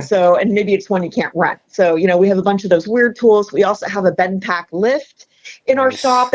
It's mostly a hobby shop. We don't work on other people's cars. Maybe it's very, very rare that one of my friends will be like, I'm having trouble. Can you at least look at it? Mm-hmm. And so we'll kind of look at, maybe a couple of our friends' cars. Yep. But for us, it's just a way to kind of bond even closer, with these project cars and to be able to work on them. And we also love like vintage arcade games. And so the warehouse is full of those. And we're crazy. I'm trying to do that myself. Put some arcade games. Grant is just loving you right now. He's just over the top. That's actually my next winter project. I can't talk about the arcade. No. Okay. No. You can talk about your tool addiction. I can talk about tools. I can't talk about arcades. Yes. Grant had something he wanted to say about tools, and I want to get your input on it, Rachel. So my thought was is there ever a point where you feel like a brand is worth completely swapping? So like for me, for example, I have Snap-on. I've got mixture tools, but most of my smaller battery ones are Snap-on, or my electric stuff is Snap-on. And I'm getting at this point just kind of fed up with the quality as well as the customer service with it, and I'm looking to swap over to Milwaukee because I already have an investment in some of that. But has that ever been an issue with you or your husband where it's like, we've used this brand and it's not the same as it's been in years, or, where it's like, we found tools that are just do the job way better? Sure. Oh, of course. Mm-hmm. Well, I mean, obviously with Snap-on, they can be amazing, but they're just sometimes prohibitively expensive. Oh, yeah. And you can get so many more tools for the price of maybe one of their ratchets. Yep. And so for me, we kind of have a nice blend. Like, obviously, we have a bunch of Snap-on. We have, like, a shit ton of Weehaw. I love Tecton for their ratchets. Mm-hmm. Those are super cool. And as far as electric, I am a huge Milwaukee fan. I love Milwaukee. We have drills that go back 20, 25 years and they still work great. Yeah. So big proponent of Milwaukee. Yeah. And it's funny because it's like people either kind of go DeWalt or Milwaukee, or I think there's like one more, but I'm Milwaukee. So, hands down. Yeah, I'm with you. If you're with Team Milwaukee, you probably didn't hear about this, but I went to the Milwaukee booth at SEMA and got them to listen to my idea, which I was talking to their lead product designer. They're going to look into it. They're opening up the case for a coffee maker again. Oh, no way. Yeah, so pretty excited for that. Keep your eye out for that one. But I wanted your thoughts. What do you think of if Milwaukee makes one? I would buy one. Right? Yeah, everybody we talk to is like, yes, please. Yeah. I'm in. Yeah. I'm taking it to the track. Exactly. You can take it to the track, on your pit bike, like, hey, you want some coffee? Yeah. Yeah, no, I like that idea. It's a great idea. You bet. And then on top of that, I went to everyone in their booth and just asked every employee. I'd hear this spiel and be like, hey, what do you think of a coffee maker? So I make sure that, the whole Milwaukee booth was talking about it by the end of SEMA. That is hysterical. I love that. Yeah, he definitely. I would like to really hear their conversations later on. Yeah. Hey, did that guy come talk to you? Yeah, he did. Do you guys remember that weird guy coming to talk to us about coffee? It would have been the guy in the orange shirt. Yeah, the cone. Did the cone come talk to you about the coffee maker? He was very animated. Yeah, that's awesome. It was pretty good. But I don't know, the Snap-on stuff that you want to move away from. Well, Grant wants to move away from Snap-on. I get it, especially with the electrics. Like, the stuff's going to wear out. It's going to die. Yeah. It's not like your hand tools, not your ratchets and wrenches and that kind of stuff. Yeah. I kind of misunderstood that when you first brought it up. Yeah, because like the batteries will wear out, and you can always send in tools to get refurbished. And Snap-on has a pretty good price on that at $100-something to get it sent in brought back. And the problem I have had with doing that is, like, for example, my torque wrench, $700 torque wrench. The reason I bought their electric torque wrenches because if I'm working on something that requires precision, I want the best of the best. I don't want to snap a head bolt. I don't want to do this. Yeah. I got it back working on a project this week that needed to, and had to stop project halfway because the thing went blank screen. Oh, really? Yeah. Oh, and I was like, no. it just got back. And this, Ugh. I've had it where we've sent tools out and they've been like, I've actually had other mechanics lose their tools from Snap-on. Like, we lost your order. Oh, We're not sure. geez. Yeah. And it's like, if it was the hand tools, I'd agree. I can understand. You already have them. Why not? But if electric, it's like, do you put more money into this, or for the money, like say for $100 refreshment, just take that and go buy Milwaukee? Honestly, I would just go by Milwaukee Yeah. and say, okay, snap on. It's been nice. Take care. Because, with Milwaukee, all the batteries are rechargeable. You Yep. can always buy one just to kind of, take along with you, like a portable one. And just, that's kind of my thing. On top of that, the biggest thing that I like about Milwaukee is the amount of products they build is out of this world. Like it covers It really is. like everything under the sun. It's kind of nuts. And their batteries. They know are what they similar, do. right? Yeah. Yeah, I think I have Makita stuff right at the house, and as that Oh, stuff dies, that's the third one I couldn't think of. But Yeah. it's usually between the big three. You rarely hear someone saying, "Oh, I bought a Snap-on drill," because it's like, holy shit, what did that cost you? Yeah, exactly. Yeah, no doubt. Yeah. and who builds it for them, right? Because I can't. Yeah, I don't know. I can't believe that they would Oh, build that's a their good own. point. Yeah. Yeah, I don't know. Well, Blue Point, that's where it comes from, and then you got to figure out where Blue Point comes from. But Right. yeah, Yeah, interesting. 3 levels deep, no doubt. yeah, I'm certainly not going to throw my Snap-on stuff away yeah, until it's God, broken. no. yeah. What? Yeah. Can you tell us more about it's Weebco? It's Weehaw. Weehaw. I've So- never heard Weehaw. of that tool brand. In the elevator industry, we use a lot of their screwdrivers. Okay. But Nice. yeah, I wasn't aware that they had much more than that. Like, do they have full sets and that kind of stuff too? Oh, absolutely. Okay. Yeah, if you go to their site, they're a really, really neat company. So they're based in Germany, and I Okay. believe they have another factory in Ohio. And so, they literally have a full set. They also have drills and all that. They have like the foam trays they're just now coming out with, which if you want to stay organized is, obviously key. Definitely key. They're to me, they're up and coming still. It's like a lot of people have heard of them, but still a lot of people are like, Weehaw, the hell is that? Yeah, what are you But- talking about? What are you saying to me right Exactly. So I think But the I- electrical trades uses them. now? Yeah, they are insulated tools. Yes, Yep. they have really Yes. good insulated tools. Yep. That's They why really we do. use them in elevators. Nice. Yeah. And they have like those nice soft foam grips, or they have the harder ones where, oil doesn't stick to it. So they've thought of it. They're a German company. They've thought of like everything. Yeah. So it's pretty cool. Yeah, that's awesome. How did that sponsorship come about, if you don't mind me asking? No, not at all. So about 5 years ago, I decided to start up a YouTube channel, and it's called R&D Garage. And my thought on it was basically, it was kind of a channel for women who were scared about working on their own cars, like basic maintenance, oil changes, changing tires, like all that kind of stuff. Cool. And then it kind of evolved into like modifications and how to drag race and like kind of tutorial videos. Oh, that's And awesome. so I would be, it was so much fun. And I'd be working on the cars and explaining what I do at the same time. Oh, that's so And cool. so after the first couple videos, Weehaw actually reached out to me on Instagram, was like, hey, we've noticed your channel. We've noticed you. We kind of want to build our brand along with yours. Oh my gosh. And do you mind if we send you some tools? And I'm like, oh my God, of course. And so now I'm kind of like this honorary ambassador. And I'd say they send me packages maybe 7 or 8 times a year with some That's really awesome. cool stuff. That's friggin' Oh, amazing. yeah. That is so neat. Yeah. Oh, I'm just so thankful. Is that? Are you still doing that channel? I am. Right now, I had planned to do the whole build of the Hatchie, but it was just like, okay, if we start filming at the same time we're working on the car, it's going to take 3 years to build this damn thing. Yeah. Yeah. So right now I kind of do mostly shorts, like, walk around the cars from SEMA and all that kind of stuff. But I want to say over 4,100 people as subscribers, and I've got about, I think, close to 300 videos on there. Nice. And That's it's everything awesome. from, it's super cool. I mean, you guys should totally check it out if you want to. We definitely It's will. got like the FJ, Plug the the Ford cha- truck, Plug the Yeah. channel. What's the name of it? R&D Garage. R&D Garage. Okay. I'll grab that link from you after the show. Yeah. And it's actually in my bio too. So if you go to my link perfect. tree, the Yeah. channel is right there. Okay. Oh, that's awesome. That is really cool. I like that a lot. Thank you. Sorry. got distracted. I was going to ask you, because we're talking about project cars and stuff.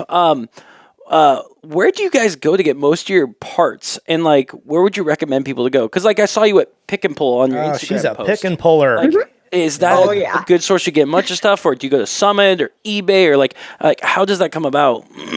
Pretty much all of the above, especially with these older cars. You can't just go to the factory and request them now because a lot of them don't stock the parts for these early 90s cars.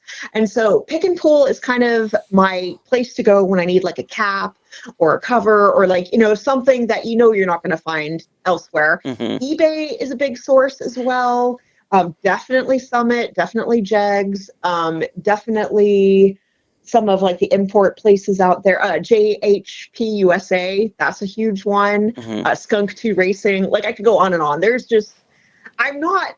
When I say I'm not loyal to like one company, you can't be these days. If you're working on a project car, you have to be flexible. Yeah. So yeah, I was kind of going to bring that up. It's like, do you type in what you want online, and then one, who has the best price, and then two, is there companies that there's maybe only one or two providers of any given part that you got to have?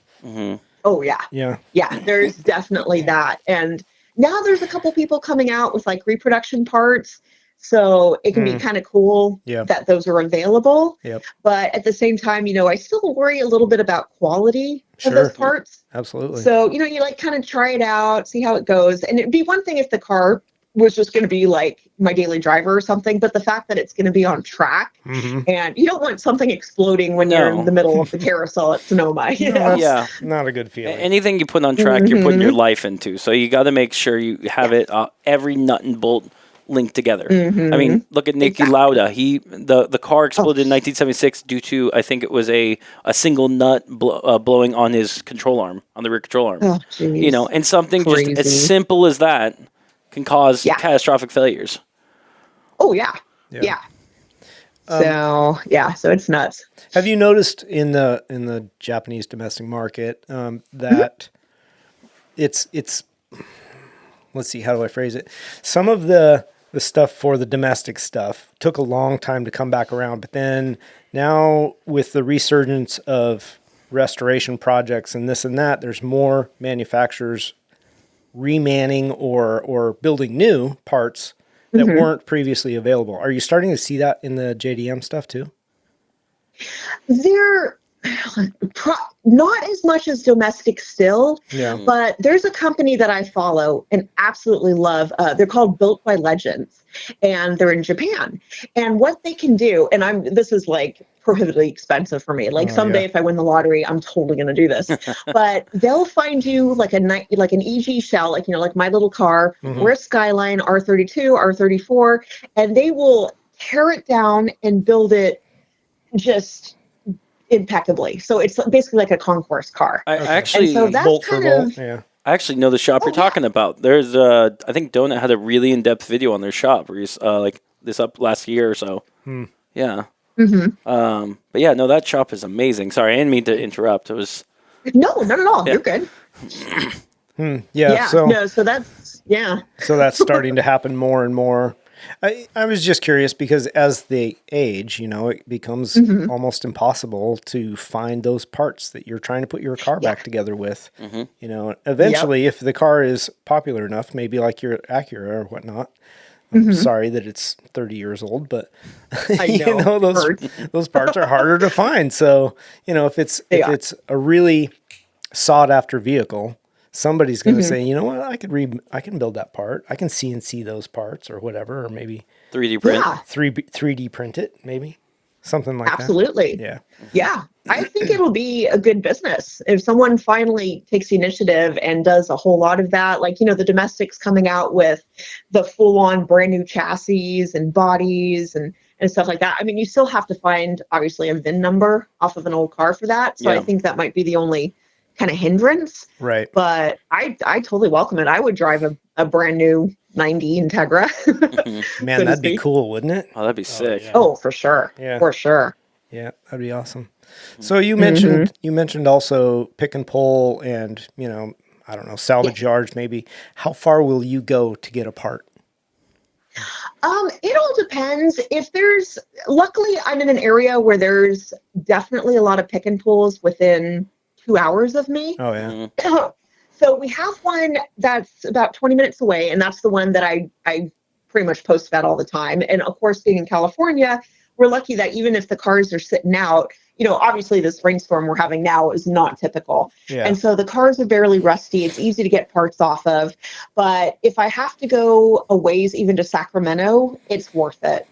So just to kind of walk through the yard. And the ones in Sacramento are absolutely huge. It doesn't take maybe, I don't know, more than a half hour to walk around the pick and pull in our area in Windsor. Oh, gotcha. So, and luckily we do still get a lot of like 90s cars there, which is cool. Yeah. That's good. Well, and you're right. You've got the climate that at least those cars are, unless they were imported from someplace that was wet, probably in pretty decent shape Yeah. as far as rust goes. Yeah. Yeah. Not so much around here. Well, Yeah. yeah, because we get a lot of rain. Like we have a pick and pull that I've actually in Tualatin.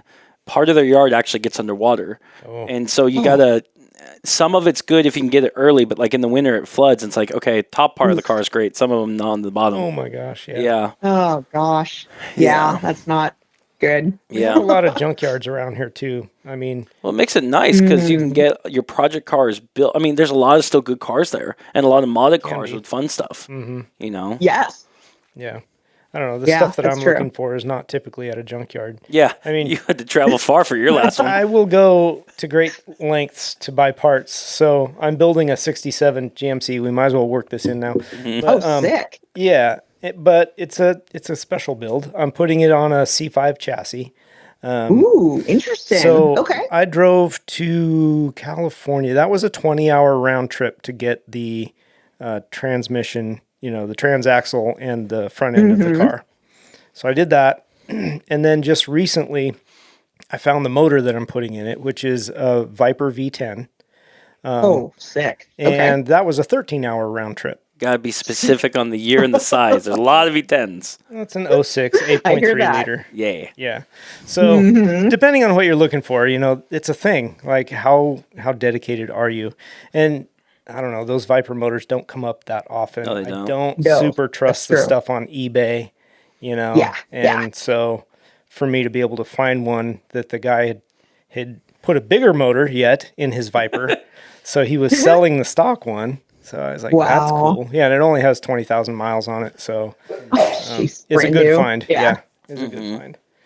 So That's true. I did fly down to SoCal to pick up my transmission, and I drove home with it. So Yeah. I guess that kind of counts. That's about the furthest I've gone for a part so far. yeah, I mean, that's kind of what you do. I think if you find a good deal and it's the right thing, I mean, everybody's got their It's worth limits, right? But I don't know. Did you ever had a time where you have to go to a salvage yard to try to find a part that's like impossible to find and took you God knows how many hours or months to find it? Yeah, usually if it comes down to where I just can't find it, I usually try to fab it somehow. Okay. Because I know I'm going to drive myself nuts if I keep looking. And it's usually after you finish building the part you need, that's when you find it. of Yeah. course. Yeah. Exactly. So, yeah, I haven't had like serious issues so far, but life is still kind of young, so it could happen. Yeah, yeah. You'll find that part that you've got to drive 20 hours round trip for. Oh, absolutely. Or I did that for a car. Yeah. We have a VTEC Mini, and when we first bought the Mini, it was just a regular Mini. I think it was like oh God, I don't even know what CC it was. So terrible. Never buy anything Mini. But we found it in Glendale down in SoCal, and I had an '08 brand new Mini at the time. The first year the turbo, God, that car was a piece of crap too. But we ended up driving down, and we had a couple dogs that we didn't want to kennel. And so I don't know what the plan was, the whole thing. We were kind of young and stupid, but we drove all the way down to SoCal and back to NorCal on the same day. And so, it was like 20 hours. And we were coming back over the Richmond Bridge, and we had like walkie-talkies. And luckily my parents still live in Marin County in San Rafael. And so it was only going to be like 20 minutes to their house. And I got on the walkie. I'm like, I'm done. I've hit a brick wall. I can't I can't drive anymore. So we actually dropped off the old Mini at my parents', and then Dee drove the two of us back home to where we were. Wow. But yeah, that is something I will never do again, at least in one day. Yeah. Yeah. Yep. I agree. Well, yeah, I did both my trips in one day. 20 hours in driving in one day is a lot. Oh, yeah. Yeah, it's a little ridiculous. Yep. I don't know. The dumb things we do. I had to work the next day. I had to come home. Yeah, I don't know how you did that. Yeah. I know. It's always an excuse. Yeah. Sunday was the only day I had available. So, yeah, I drove over to Idaho through Crazy. the pass, the snow, the crappy weather, dodging all the semi-trucks. But it was worth it. I'm calling Rob every like 3 hours. I'm like, you make it? He's like, no. I'm like, okay. I'm like, we there yet? driving, yeah. We there yet? Still driving.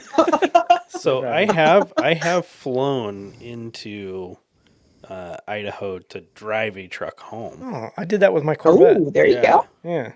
I did that with my Corvette. I flew into Vegas, rented a car, drove out to, what's that lake?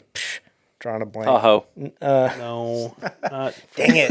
No. I almost had it, and then, oh well. Anyway, so we picked up a Corvette down there and drove it home. I mean, it's a 26-hour drive home, but did it in 2 days. So not as. Oh, that's fun. Yeah, I mean, it was a great drive too. Oh, I bet it was, especially in that new car. It's like, whoa, this is so cool. Yeah, no, it was good. You know, you're driving through the desert back there, and really nobody's watching. So let's see how fast it'll go. Oh, yeah, of course. Yeah, only one speeding ticket on the way back. Really? Not Oh, bad. that's not bad at all. Yeah. Only one. Yeah. Yeah. And it wasn't me, so that was good. That's even better. Yeah. Yep. Anyway, yeah, that's kind of crazy. It's the crazy, weird things that we'll do for our project cars. Oh, yeah. Yep. Yeah. Poor people. Have you guys We're ever insane. found any barn finds? No, actually. Okay. Is that a bucket list for you to find one? Did. It would depend on what it was. I don't think there's going to be a whole lot left of them pretty soon. Seems like it. At least at like a good deal. You know, if someone offers me a Ferrari or a Porsche that I have to rebuild and it's only a couple K, like, yeah, I'll try my hand in it because, you know, you can always like resell it. Yeah. But even like, what car recently came up? Was it a burnt up Ferrari and it was still like 60K? Like, I don't know. It's just kind of not my sounds thing. about Ferrari like money. Spiders. Yeah, I kind of ran into that. Like, it's hard to pass up those opportunities, but then there's times where sometimes they can be money pits. Like I bought a Lamborghini Countach for $300. Oh, wow. So Holy that moly. was hard to pass To up. be fair, it's a kit car. Fiero? Yeah, Yes. but it's a kind of good kit. Kind of good. But yeah, you know, you get projects like that where it's like, this is cool. This is something you wouldn't see because it was literally in a barn. Wow. You know, and I mean, I would have bought it for $300 too. yeah, Yeah. I mean, you know, it's kind of cool. yeah. Yeah. It is kind of cool. It needs to go now, I but would have put zero effort into that. and sold it. I don't want it. no, yeah, it needs to go. Yeah, I'm getting it. I got to make it drivable first. It's almost there where it's drivable. Yeah, that's true. You know, Yeah. All right, Rachel, we've taken up enough of your time. I sure do appreciate you talking to us about cars and your career and that kind of stuff. It's really been great to get to know you a little bit. Oh, thank you so much for having me. I had a blast. I knew it was going to be a good time. Yeah. So, I mean, it's like, you know, put me in a room with people that want to talk about cars. I'm there. Heck yeah, Hey. that's awesome. It Yeah, wasn't a hard sell. Before you leave, do you want to hear the story about how I found you? I Yeah, want to hear it. definitely. 'Cause I'm- Okay, so we ran into you, Grant and I did, down in Las Vegas. Las Vegas Yes. at the airport. And I walked over because I saw your suitcase with all the stickers on it, and I handed you a sticker and said, "Hey, do you want another sticker for your suitcase?" And you were like, "Yeah, sure," and immediately put it right on your suitcase and wandered off. Of right? course. So, like the next day, I'm back home and I'm surfing Instagram, and I'm like, "Oh man, these are really cool cars." Well, it was your yellow car, and I'm like, Oh, no way. "Yeah," I'm like, "Oh man, this is cool." And I started flipping through, and I'm like, "I know that suitcase. Oh my gosh. I know that suitcase." And then I'm like, "Who is this?" Wow. And I had no idea who you were when I gave you the sticker. And then I like, "Oh my God, This is my luck. So rad. I love that. And it's so funny because we have like literally folders full of stickers. Like, you work on cars for over 20 years and your water heater only has so much room and like cabinets and stuff. And so I literally came up for that idea of putting stickers on my suitcase for SEMA because I figured anybody in the airport is going to look at me and go, oh, okay, clearly she's into cars. And then waiting in line I stay usually at the Westgate, and then everybody eyes the suitcase there, and I always get a comment or something. But it's like fun and cheerful, and so I'm like, okay. And my suitcase is hella old, so it doesn't really matter anyway. Yeah, that's like, awesome. Okay, I didn't even know that. Thank you. I knew the story of you gave her the sticker, but I didn't know who it was that you gave this. That's so funny. I'm famous. How do you not know me? Right? Yeah. Good grief. Wow. I don't know if you know this, but I'm kind of a big deal. Don't you know who I am? Yeah. Well, we do now. Yeah. Thank you. Yes. That's awesome. That is so awesome. Well, yeah, I hope that we run into you at one of these car shows, at a minimum SEMA next year. And for sure. You get to go to PRI. I'm super jealous. we need to go with that, Rob. That's too short a notice for me. I just calling sick. Call in sick. Yeah. All right. You have to have tickets you by now. you have to hit up a PRI at least once because as soon as you go, because I didn't believe it because I liked SEMA so much, the last 2 years, and then this is going to be my third PRI, and people told me right before my first one, they're like, if you like SEMA, you're going to love PRI, and then you're not going to think SEMA is all that cool anymore. Yeah. And I still think SEMA is pretty cool, but PRI is on a different level because it's only racing parts. Yeah. And Love that. and it's a lot smaller and it's a lot more organic for meeting people and just it's freaking amazing. Yeah. I would do 2 or 3 PRIs a year if I could. Oh. Is there any other shows you'd recommend for us to check out or our listeners to check out? You know what? Anything local in your area is a good way to start networking. Cars and coffee. Obviously, the bigger conventions, if you can get into SEMA and PRI, if you're in the business. Other than that, even like SoCal, they have such a wonderful car culture down there that you just can go down there and get immersed in it because they have shows every single weekend and sometimes during, the morning during the week. Yeah. So Before work. Yeah. If you're, I know. It's like work. Yeah. They're all rich down there. Yeah. They don't work. All of a sudden, I'm sick. Yeah. That's awesome. Well, again, thanks for your time. Is there any plugs you want to shout out on their show where people can follow you at or check you out?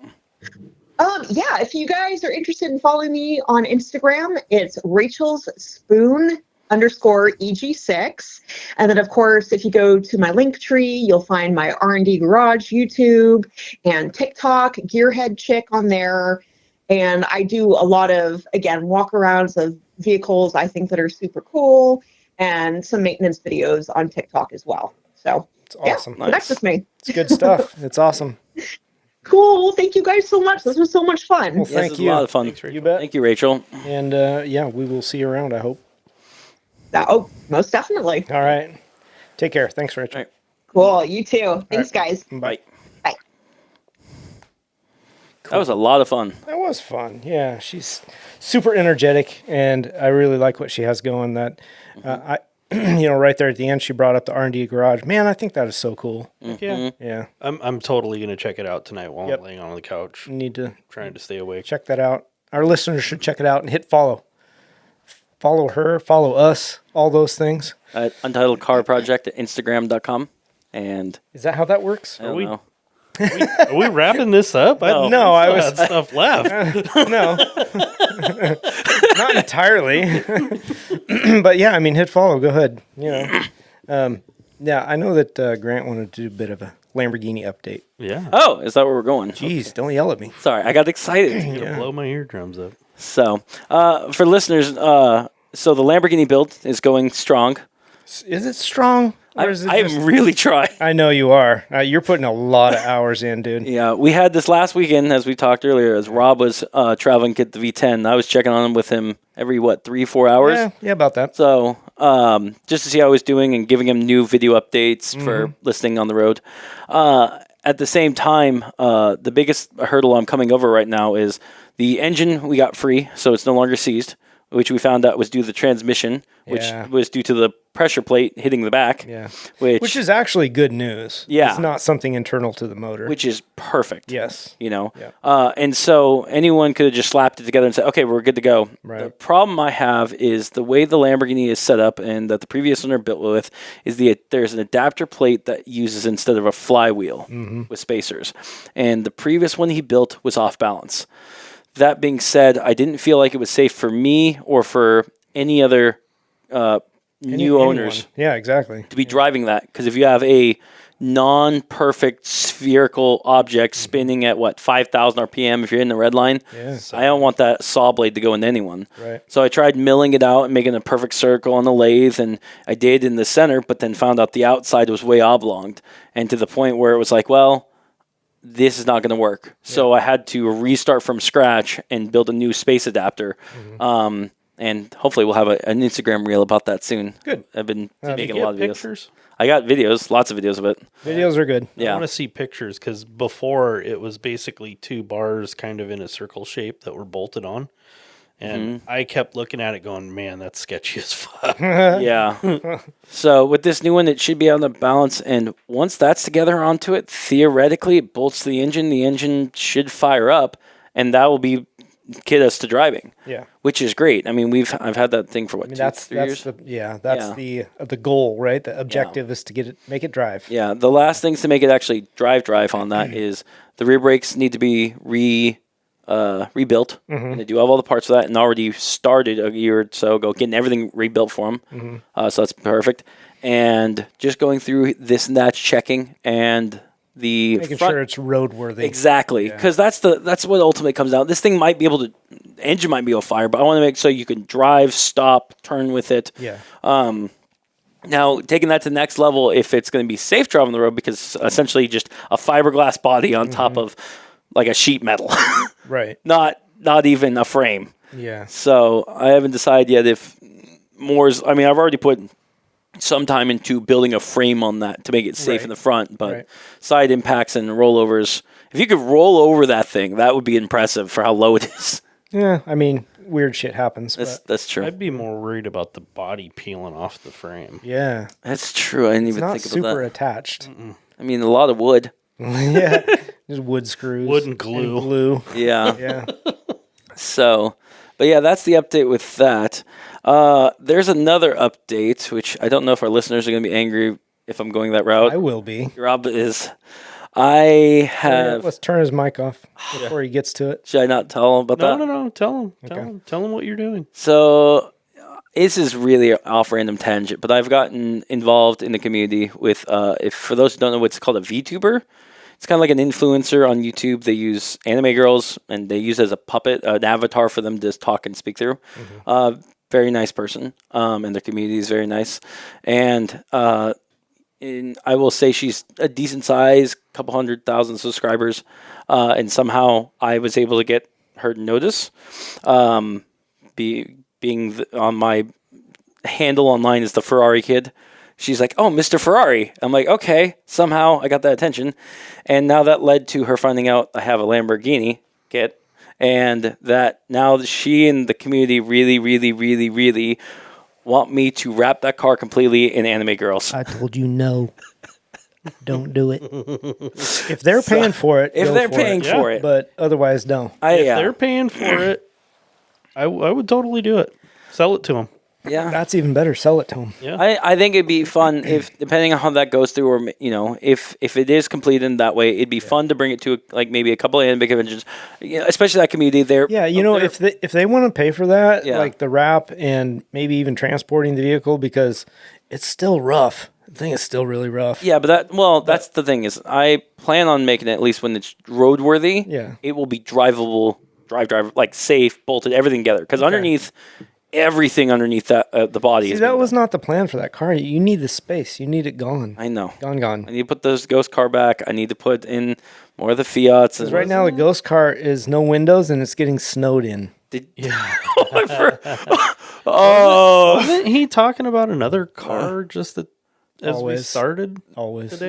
No, it was not another car. I'm going for a No, it's different something thing. else. No, that's a different project that I will not allow him to speak of.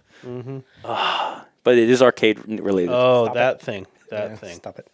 So Yeah, so Ghost Cars, I know I it's need not doing well. I need to get on that. And like I said, we've talked about this as well as it's not due to time management because I am working on weekends.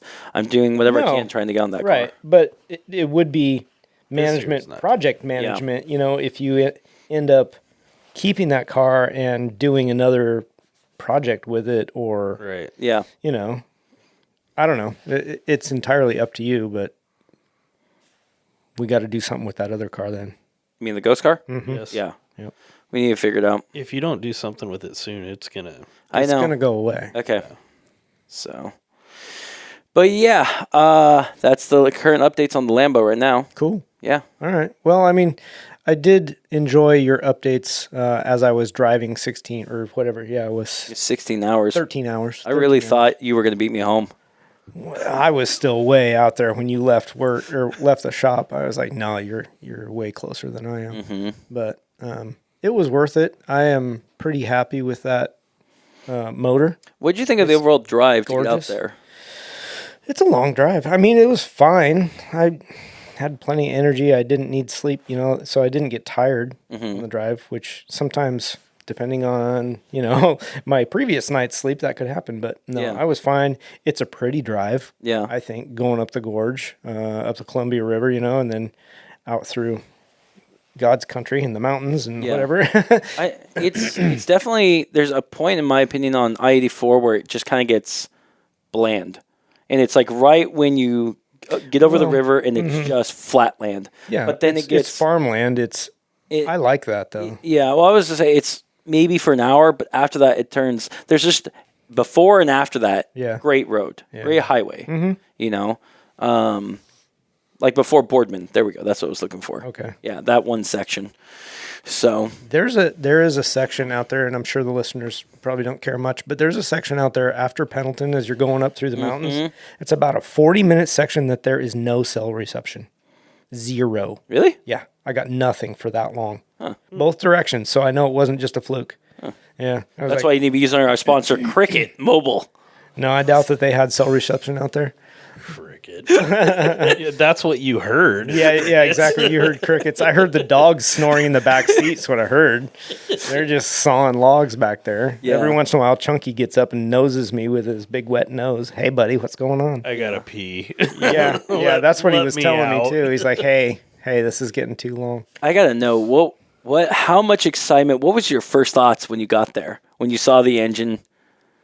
Oh What was man. going through your mind, Rob? Yeah, I think it was better than I anticipated actually because it's super clean. The thing is spotless. Like there's not a drip of oil or road grime on that thing. And it was in the crate that his new motor came in. So he put a 8.8 liter in his Viper. Our friend Jim has the 9 liter. But anyway, from the same idea, but he got the 8.8 liter. So he got that new one, and he's just like, I don't need this. I'm going to get rid of it. Yeah. And he actually told me that he listed it on eBay and stuff like that and got crickets for weeks. Really? Yeah, well, nobody trusts eBay. And I don't blame him. I told him that too. I was like, yeah, I saw some stuff. I don't know that I saw his motor on there. Maybe I did. Yeah. But I don't trust eBay. I won't buy off of there. Not something like that. Yeah, there's stuff you can buy off eBay, but like Still sketchy. big investments of let's just say, over $5,000. Yeah. You really like without sketchy. seeing it in person. Yeah. You could have videos sent and stuff, and that kind of helps out. But there's, I think eBay may have a return policy if it doesn't yes, meet stuff. But like there is some. engines are different. They send you an engine, you saw the things for it. Right. It's if it doesn't work out, you can't be like, "Well, take the engine back." Right. Anyway, That's a that's hell why of I a didn't lot buy. of shit. But then he said, he listed it on Marketplace and he had 12 people the first day contact him. I just happened to be the first one to actually show up. You know, I'm sure some of them were long distance. They wouldn't shipping and this and that and whatever. Yeah. But he showed me his Viper, started it up with the new motor. Oh, that thing sounds mean. Did it? Got a good exhaust on it and stuff. Really, Sound really meaner nice than car. Jim's Viper. Or Actually, did a it sound different, similar? different tone. Yeah? Yeah, he had a different exhaust than Jim does. Has Interesting. on his, but really cool. Super nice guy. Brad, give him a shout out, man. Thanks for everything. Hi, Brad. Super good. Yeah, I don't know. Really liked it. So we hoisted it into my truck, put the top on the crate, and I strapped it in and drove home with it. So Nice. now it is in my garage. There you go. Yeah. So kind of excited me a little bit to, and now that I have that, I'm narrowing down the adapter for the transmission and all that stuff. And Have you already found the company that you're going to use to get the adapter from Viper to? I've got emails out to 2 of them, kind of narrowing down, what comes with what kits and this kind of stuff, and trying to figure that out. And I've already thought that if I can't get something that I like that I know is going to be reliable, I might just go with like a TR6060 and put a standard transmission in it, Yeah. But I'm not going down that road just yet because this is really the way I want to build it. And maybe I might even have to do some kind of custom adapter, but we'll see. Yeah, there does appear to be, and I looked before I went down this road, before I went and bought a motor. Yeah. When we decided, hey, the V10 would be cool, I looked to make sure that I could get an adapter, and I did see some out there. Now looking again, I'm like, pickings are a little slimmer than I thought there would be, but we'll figure something out. Yeah. It's a project, and it's a kind of an intricate project. It's going to take some engineering, but I think it'll be fun. Yeah. Yeah.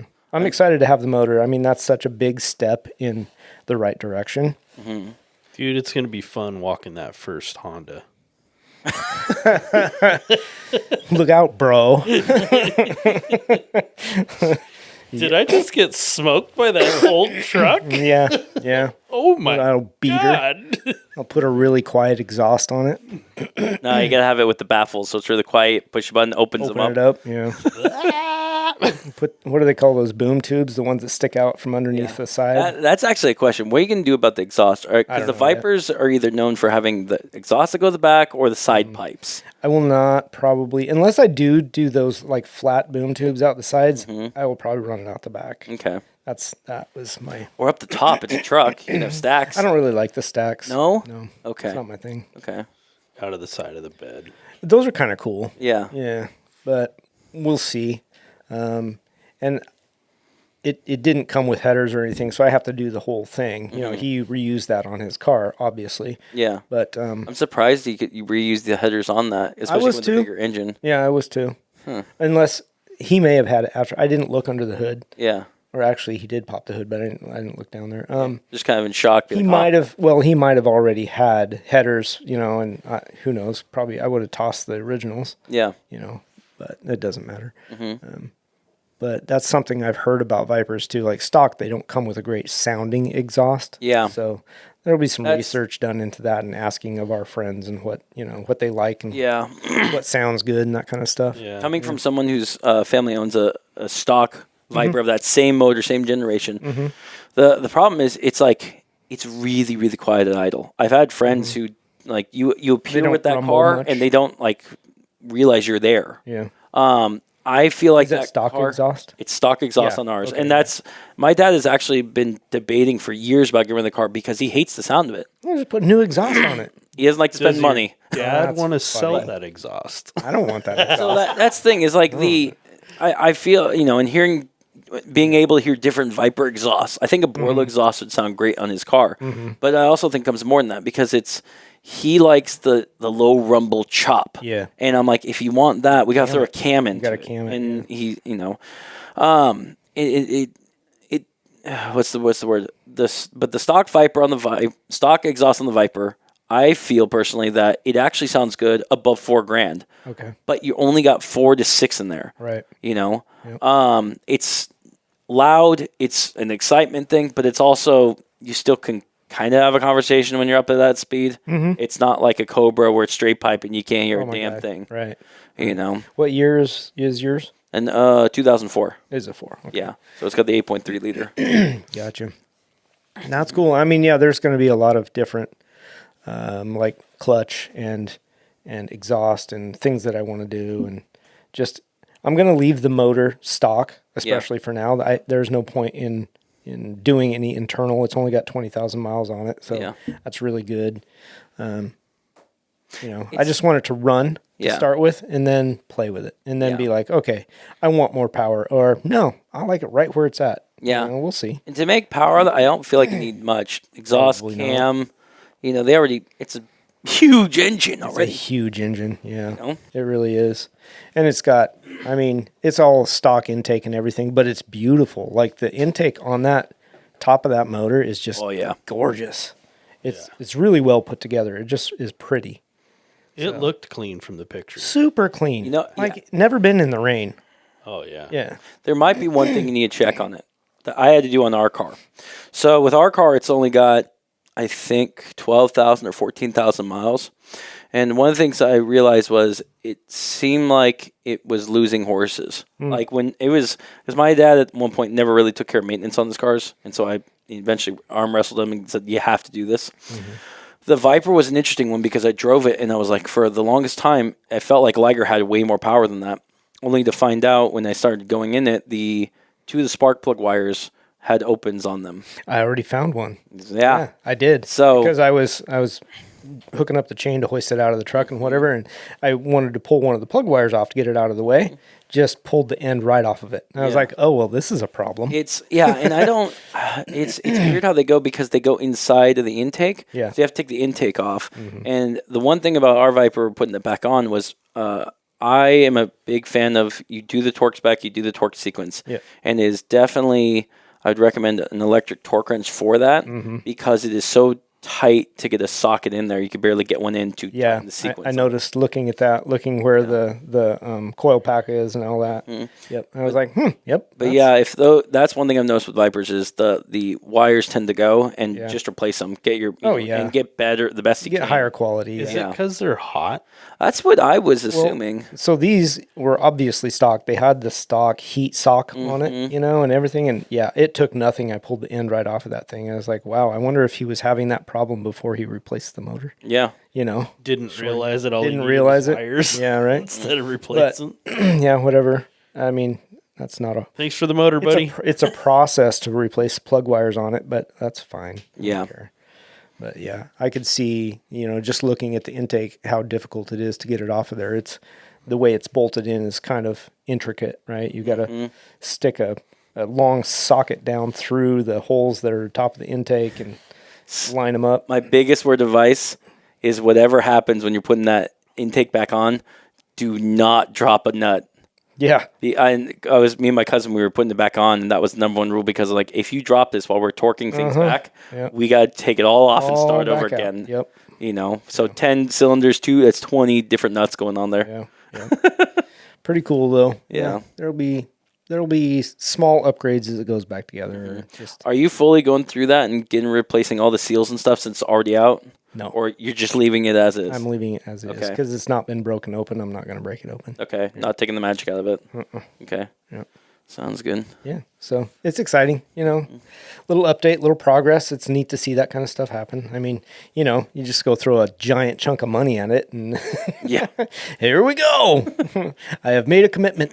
Yes, you have. Yeah. A commitment. Yeah. But it's neat though. that thing's going to be badass. I think so. Yeah. I think that one thing about the Viper motors that's interesting is just a stock Viper motor, nothing looks like it. Yeah. Right? I agree. And it's a gorgeous motor. It's a gorgeous motor. It's got provenance when you open up and see it, especially the valve covers being red and very straight cut. Yeah. Yep. The first time you open that for somebody, The hood. the hood, Yeah.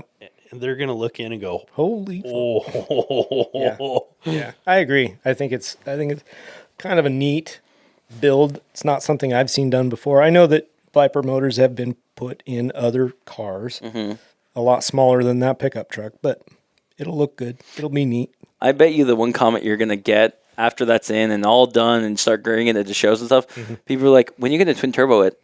Yeah. Possibly. I could see people saying that kind of shit. Yeah. That's fine. No turbos for me. What do those things have for power from the factory? Well, it's 505 cubic inch, right? So it's a 500. It was okay. I'm going to tout this real fast. Just hear me out. Yeah. Back in the magazines when that year Viper came out, it was touted as the 500 club, and that was to get you into the supercar level club. It was a 505 cubic inch block with 500 horses and 500 pounds of torque. Okay. And then I read that with a tune, you can get 650 horsepower and 600 foot-pounds of torque doing nothing but a tune. Just a tune. Yeah. That doesn't surprise me. I don't know about that. I feel like I just read that yesterday. yeah, if you can send me that link, I would like that because it'd be nice to have some more horses. But Right. it's because I think you can get maybe 80 to 100 from a straight tune from that. Yeah. Maybe a custom tune a little bit more than that, but 180 horses. Yeah. That's a 150. 150. oh, I thought you said 680. 650. Okay. But I mean, maybe they're wrong, but that's what I read. Just with a tune, you can get that out of it. But I mean, I would take 600. That'd be nice. yeah. I would believe that. So- It's 10 cylinders. It's such a So, big motor. The next generation Viper, the same body, pretty much different. I'm gonna get killed by our Viper friends for saying that. Yeah. But a little bit tweaks in here. But that motor was a 8.4 liter, I believe. The new version. Same. Yeah. It looks almost the same on it, and that made 600 horses. I think at the max it did was 650. So it might have been. I mean, they bored it or stroked it, or whatever, to get that extra 0.1 on it. 0.1's not going to make that. But a lot of it probably the came from tune. a tune. Yeah. You know. Well, tune and intake, because you can port your intake, right, and clean it up so you get better flow and that kind of stuff. That Yeah. will gain you horsepower as well. yeah. So, but it didn't say anything about doing that. It just said straight up tune. You know, I wonder if with those cars, if it's better to port or because it's so it's an intake, better to 3D print one because then you could get way smoother curves into it, right?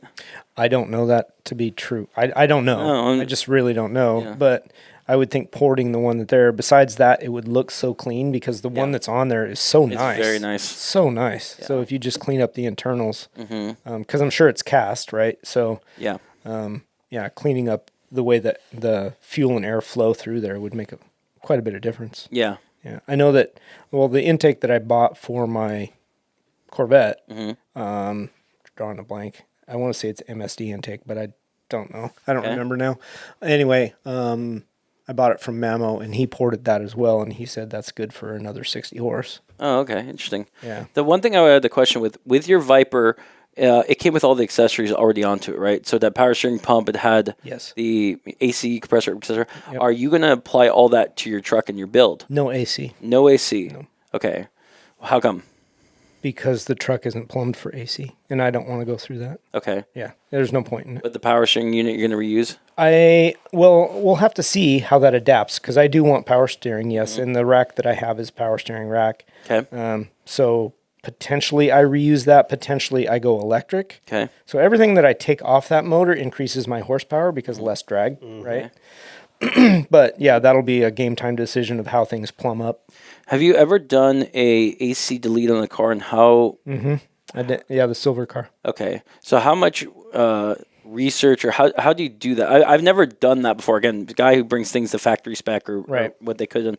Because deleting it, I know you got to change the belt, but then how do you know what's the proper tension? How do you know if the geometry's right? So on the Corvette, when we deleted the AC, I looked up as just a shot in the dark, right? You can buy, or back in the day, you could buy a Corvette with no AC. So you look up the belt number of a car with no AC. Yeah. And it gives you the right size. Probably not as easy in this situation, but maybe. I mean, there's Vipers with no AC in them. So you can also look up online. You can get a lot of cross-reference information. Okay. So if you can figure out the length of belt you need, you can just look that up. Okay. Yeah, and you can just buy that. Just figure it out by grabbing a rag tape and running around. That tells you your length. Yeah, however, yep. Okay. Yep. So it's not an exact science. And then hopefully you've got enough adjustment in your tensioner to be able to get the right tension on it and that kind of stuff. I'll tell you what, your V10 is definitely going to be way more exciting than that Miata V10. Yeah. That Miata V... The Lamborghini. V8.1. 8.10, whatever that was. Yeah, I'm looking forward to it. I mean, it's going to be a cool project. It's actually moving forward probably faster than I thought it would. I kind of figured this was a 5-year project, and it still might be as I get into it. It's going to take a lot of time, but I'm excited about it, so that helps. You kind of ride that wave a little bit. Yeah, it's tough because you get excited about a project, but you got to balance between projects. I do, because I've got a bunch. You've got a bunch. Like that's one thing I've had problems with the years is I get into one, and now I'm trying to focus solely on one trying to get, because you can be excited about one, then get bored or get frustrated, and then like, oh, I got another shiny thing right here, and make a little bit development. Like, oh, now all my attention's there. Yeah. And once you do that, you take a project that was, 5 years or a couple of years, and now it's unknown because everything else is getting all that attention. It goes back burner for sure. And I get that. And honestly, the GMC's been back burner, but since this motor came up, I jumped on it because haven't been seeing them. So I'm like, I can buy that and put it in the shop. And now it's ready to go. And, I can do some background research and stuff. Right now, I've got one of the Corvettes on the lift. Mm-hmm. That's my priority. I need to get that car. The silver one, right? The silver one. Yeah, I want, starting to get the motor ready to go back in and that kind of stuff. And maybe this weekend I get to work on that a little bit. Probably not, but that's just kind of the way it goes. Yeah. I'd like to spend more time on that and get it done. But life happens too. I've got work and girlfriend and other things to deal with. And Grant. And Grant friend. I've got a Grant friend. Does he call you 10 times a day too? Not 10. Oh. No. About 5.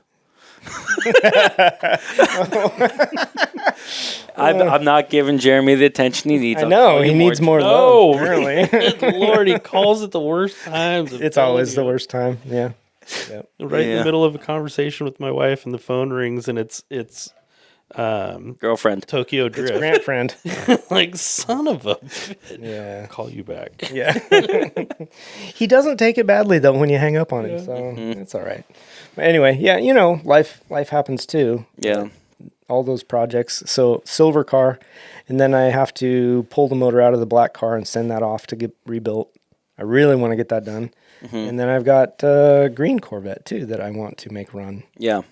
So, like I said, it's about narrowing. I just have to prioritize which one goes first. Yeah. Like, for example, here's the thing, and don't get mad at me, but like today, for example. You had to bring it up. I know. Looking online, Fiat forums come up, and I'm like, that's a really cool Fiat car that someone's building and racing. I'm like, I've got a spare Fiat.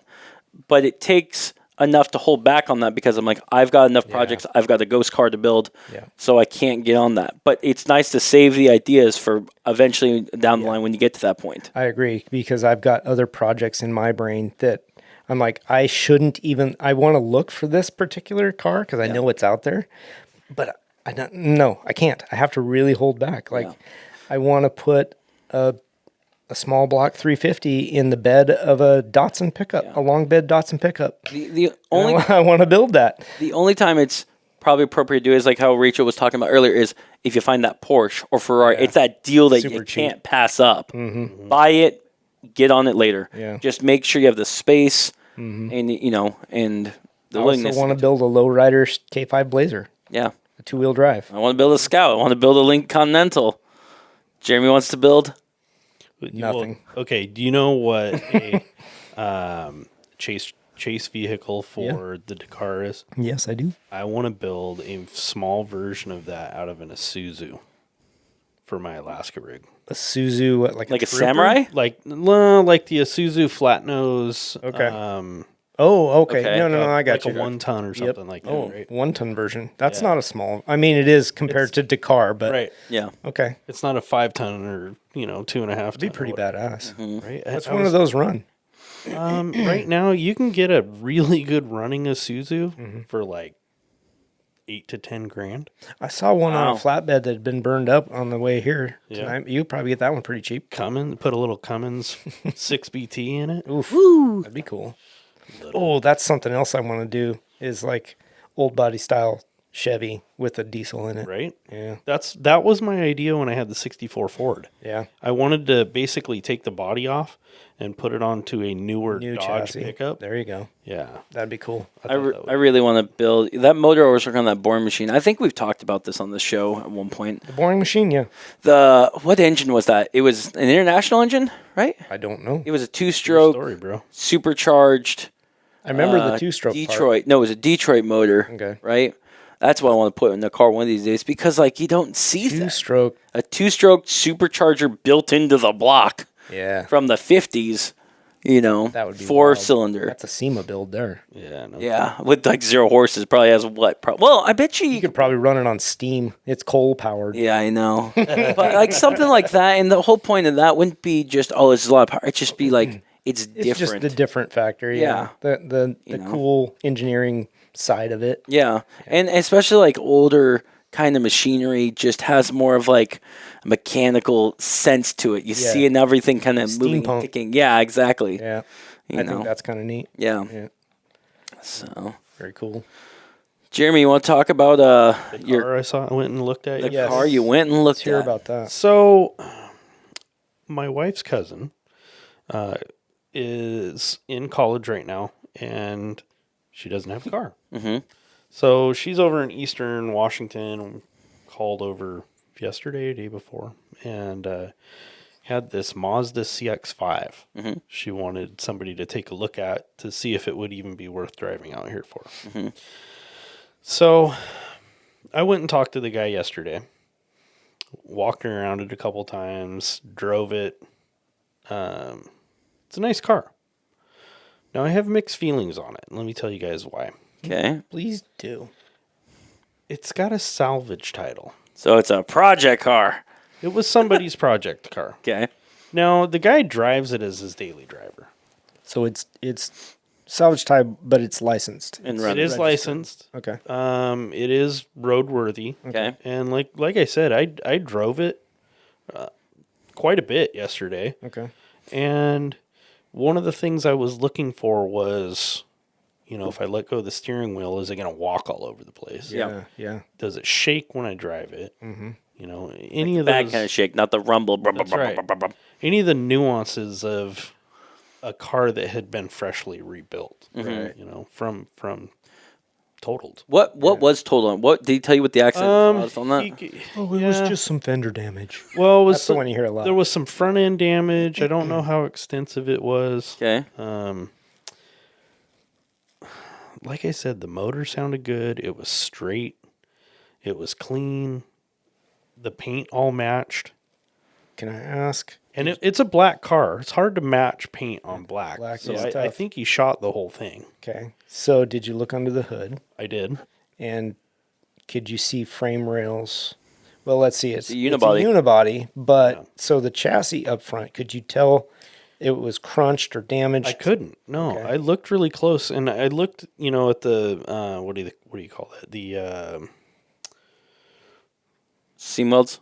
no, the bar that goes across the front, that the radiator mount. Oh, okay, yeah. So It's I probably looked- been replaced. Yeah, I looked pretty closely at that, and I was looking like at the sides of it where it should be connected to the fenders, and I didn't see anything Okay. fucky with it, Yeah. Yeah. So I did end up calling her and telling her I think it would be a good rig for her, because Okay, how many miles? 73,000 miles. Said it was a CX-5? CX-5. Okay. Here's 73,000. So it's the small SUV. Right.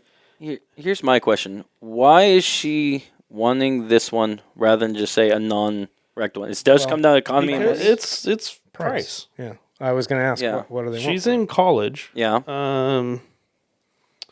I don't know exactly what the non-wrecked ones go for. Usually it's about What's this 30% more. She got the guy talked down to 10.5. So for 10.5 though, is that worth it for that vehicle, or is there something on the market that's about equal? Like, is she in love with this, or be like, because you could buy a good No, I think Honda, it's like $4,000 or Like that. $5,000 cheap. Toyota. At least $4,000 or $5,000. Yeah. I'd say 70,000 miles. What year? 16.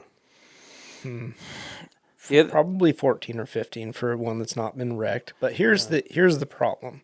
If she doesn't plan on driving that until it's dead, Yep. she's Yeah. stuck with it. Right. Because, you turn over 100,000 miles and it has a salvage title. It'll be Good hard luck to selling get rid it. of. Yeah. Yeah. You know. And maybe that, maybe she drives it for a couple of years and turns it around for 7 or 8. yeah. Or 5. Right. And so maybe if you drive it for 3 or 4 years, it's worth 5. It's worth that Yeah. investment, right? Because you're going to lose $5,000 on it. Say, Yeah. dump it off again for with 120,000 miles for Right. $5,000. You could probably do that Yeah. if it's still decent. If it's holding together. Sure. Well, let's flip this. What are your guys' thoughts, and would you buy one or not A salvage title. Now, would on what I? it's for. Yeah, what's it for? That's exactly. A race car? What would make you say yes to one? If I am going to beat the shit out of it, Okay. and I don't care. So if it's a race car, Okay. or an off-road vehicle that I'm like, yeah, I don't care. If I'm buying it for myself for a daily, if I know that I'm just going to drive it until it's dead, maybe I would do it. Otherwise, no. Okay. What about you, Jeremy? Yeah, I think if I was doing a race car or something I was going to beat on, I would. Daily, probably not. Probably not. Because I don't generally keep cars long enough to Make it worthwhile. make it worthwhile, yeah. So, if I was going to keep it 10 years and drive it, yeah, I don't keep shit for 10 years. I keep it for like 1, 2, and get rid of it. For me, it's, and I'm on the same boat. If it's a daily, I can't. The thing is this: depending on how extensive it is, if it's the point where it's totaled, I can't see where the frame and everything has been rebuilt to proper standards, and then you're paying. Someone's putting money into that already for that. Backyard mechanic to that. Somehow. Yeah. The only time something would be worth it for me would be if it's a very, very rare car. I'm talking like a 70s, 60s Ferrari. Okay. Because those cars you can't total, theoretically. Theoretically. In a race car, I'm actually on the boat where I'm like iffy on that. Because if you've got a car that was damaged and the frame's gone, do I want to put something on the track and putting that so many miles an hour? Unless if I'm fully caging that and going through a frame on that. Because if it's like, the body's pretty good, I don't want to be at speed and have, say, the rear quarter panel start crumpling down. And that, even if it's a half an inch crumple, that's enough to throw a car out whack. For sure. But I agree with you as far as the race car portion. Yeah. Obviously, it depends on how badly it's damaged, what is the damage. Yeah. Are you going to just reinforce everything and cage it? Yeah. And it drives or tracks straight enough, you can get the alignment that you want on it? Yeah. Yeah. Fine. If it's a dirt track car or something, fine. Autocross car, fine. There's a lot of use cases for that vehicle. Yeah. And some people buy them because they're inexpensive and can daily it, and they get away with it. Some of them are repaired enough that you can trust that. Yeah. But Yeah. it's risky. Well, it's risky, and There's no resale value. Biggest one's Ferrari. So people love. Yeah, but Just hear me out. Just hear me out. I'm talking cheaper Ferraris. I know, Yeah. but we're talking about a CX-5, for the average Joe. I know. I'm using this as an example of diminished value. Okay. So the reason I'm saying, and it happens to any car. Doesn't matter if it's CX-5. Doesn't matter if it's a Subaru, whatever. But I'm using Ferrari as an example. Okay, is if you're buying a average or basic Ferrari and say new, it's $100,000. Just say, right? Okay. In the Ferrari world, once that's totaled, people are like, oh, a mass-produced Ferrari doesn't hold its value or gain its value. They're worth like $30,000. And no one's going to touch that because the parts are expensive. Yeah. It's already been through a wreck, so people don't know if they can trust it at speed. Right. If you buy a car like that, or like a Viper, Vipers are known to be like gone through totaled cars. Yes. Those are cars when you buy them is, I can afford this at the time because price is right, and I'm not getting rid of it. Yeah. It's going to be a car that you're going to keep forever because you put your hands on it, you rebuilt it, you put blood, sweat, and tears, because you're never getting that money back. Yeah. Yeah. I don't know. Yeah, I mean, you're right about quote unquote exotic cars or specialty cars. Maybe that's a better term.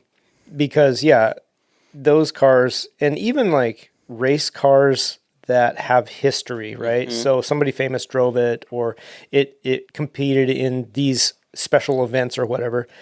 And then someday somebody's out driving it at a track event, where they historics or something like that, and they put it in a wall, or they tangle up with another car, and you look at it and you're like, oh, it's total, it's gone. Yeah. Nope, they'll rebuild that car, and it's still worth just as much, even though the parts aren't the original parts. It's not the original body. They'll repaint it to look like it, and it's still worth it. The McLaren F1's probably the best example of that. Yeah, I wasn't thinking of exotic in that fashion, but like I was thinking of like Paul Newman race cars. Okay, yeah. Okay. The Nissans and that kind of stuff. Yeah. Because they'll go wreck those cars and then rebuild it, and because he drove the original car, whether it's still that car or not, doesn't matter. it's still worth that same money. Yeah. It's kind of think- crazy. Paul Newman, he had a Supra at one point, right? No, he was a Nissan driver. Was he Nissan? So I got that question. Maybe Porsche too Yeah. at some point, but mostly like he was Datsun Nissan. So I got a question for you, Jeremy. If we're all in agreements, that would not buy a daily driver if it's at a salvage title, much. right? Correct. Yeah. Why would you recommend then your So- niece, cousin? College kid. Okay. She doesn't make money yet. Okay. But she's not going to get that money if she sells that. Who cares? Okay. I semi agree with that too, because like even the cars that I got for my kids were on that lower end. I think actually my son drove a salvage title Golf for a while. You're buying like cheap cars are not So is there cheap anymore. They're still Yeah. 10 grand, you know? So is there an age rating then that you have to recommend? No, for I think people it's to an buy? Is it- income thing. Okay. Really. But they also need to realize that there's no return on investment in that vehicle. No. And It's a throwaway. she's looking for a car that's going to get her from point A to point B. Yeah. Her mom and dad are helping her out Yeah. to pick this thing up. Yeah. And But then I guess that goes, if it's A to B, especially at that price point, there's definitely cars out there without salvage titles Do you that are think? reliable. You think? Like what? You can buy, well, like Lily's car, like the Camry, you can buy the same year for about 12 grand, right? 10 grand? yeah, but you're looking at $2,000 more than she's spending on this. And Lily's know. car, Mileage? had 150,000 miles. Yeah. True. But I'm saying similar Corollas is what I meant to like bring up. Like because we were looking at one point the value of her car, and so we were looking at other Corollas, thinking about that range. So, no, No? I don't agree with that Okay. because Mazda's price point is lower than Honda and Toyota Okay. and Subaru. Okay. Just right Really? off the top. Subaru too? Yep. Yeah. Subaru's pretty low. I mean, even yeah. new, they're pretty low. Yeah, Mazda's even lower. But they may not hold their value or reliability for as long. yeah. Yeah. I mean, that's, you know. Yeah. And I think that's something you're looking at too. If you go back to your days as a young kid with no money and going to college, it's like, I need something semi-reliable. And the only way to get something semi-reliable is look as low mileage as you possibly can. And that's super hard in that price range. Yeah. Yeah. You know, she's looking at a 73,000 mile car for 10 grand. This feels pretty good. Yeah. Yeah. That's hard to get. And it's got full leather and all that stuff. So it's a heated seats. It's a nice car. And the heated seats work. Here's good. something. So if that car were to start having problems, how expensive is it to fix it? Yeah. Mazda's fairly inexpensive to fix. Is it? Yeah. I mean, that's a good thing too then. Yeah. I would think where most problems would come by would actually probably be like electrical.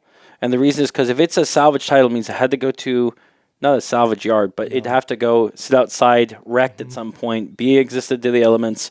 After the wreck, what all got ripped out? What got hit? You know, in would they reuse and say, okay, this looked like it was good enough, but it's sitting out in the weather So for not always. They Yeah. don't always go to a wrecking yard. yeah, but they'll be in the parking lot.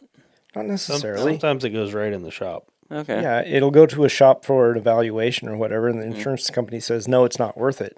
And so maybe the owner says it is to me and buys it back from them. So it never sat out anywhere, right? And then they either pay to have the work done or do it themselves at that point. So the car never sat in a wrecking yard or impound or anything like that. That's true. It's a possibility. It's a possibility. Yeah. But yeah. The other question I had, because I haven't really dealt with salvage style cars, do you guys know, with a salvage style car, do insurance rates go up with that if you're trying to insure one? Or is it harder to insure the salvage style car? I don't think it is. No? Doesn't insure any Okay. differently. I know if you're trying to finance one, it's nearly impossible. Yes. Yes. Okay. That's true. Yeah. No, it's a good topic. It's I've potentially bought salvaged vehicle before, but fell through because the damage was not repaired and I caught it.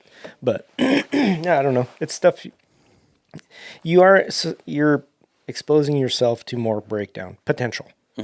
Because you just don't know how the work was done, what the wreck really was. And I think Mazdas electrically are pretty decent cars. I think so too.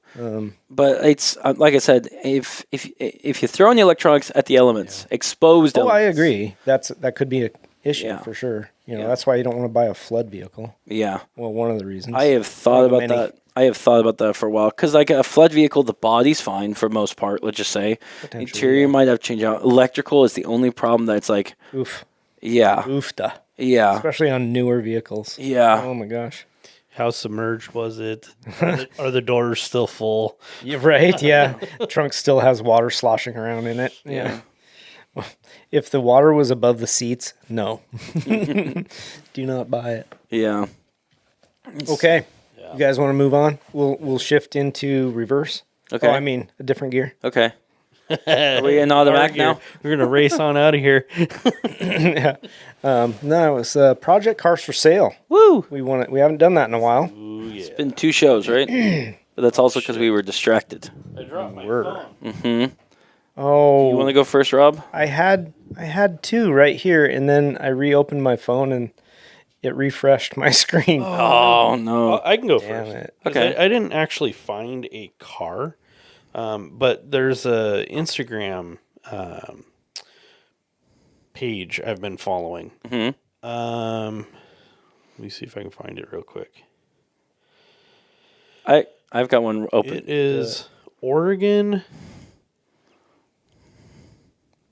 Oh, this is riveting. Oh fuck, I can't remember what it's called. Riveting. Do you want me to go first? Go ahead. Go Okay. ahead. I'm So finding it. one of the things I found on Facebook Marketplace that would be interesting, it's not necessarily a car build, but parts, which I think would be interesting for anyone's build. Okay. 2009 Audi S8 5.2 liter V10 motor and transmission. So you get the Lamborghini, essentially, Yep. V10 engine. Yep. Located that's awesome. in Colville, Washington. Colville, Washington. And it had 140,000 miles onto it. They're asking $1,000 for both combo. Damn, that's a buy. Yeah. There's another. Well, Colville's probably that's probably 8 or 9 hour drive from here. Is it really? Yeah. But it also comes with the wire harness and the ECU onto that. Oof. I think I want to put that in the back of my Datsun. Yeah. I think it's honestly like this. And again, it goes to that Miata Lamborghini, quote unquote, swap we saw at SEMA. Yeah. That these V10s are available. They're not the exact Lamborghini one. This one, I believe, only makes 450 horses. Yeah, but the cool factor. The cool factor, Yeah. that V10, and for the price, that's not great. bad. Yeah. That's And what's nice about this way one, better than what which, I paid. But what's nice about this one is it has the wire harness and it Yeah. has the transmission. Yeah. It takes, put that in any kind of project car you Does it want. say it runs? It ran when parked. Motor ran good at 140,000 miles. 140. But now it's got 141,000. That's a lot of miles. Mm-hmm. I mean, I don't know what it takes to rebuild one of those, but 140,000 miles. Yeah.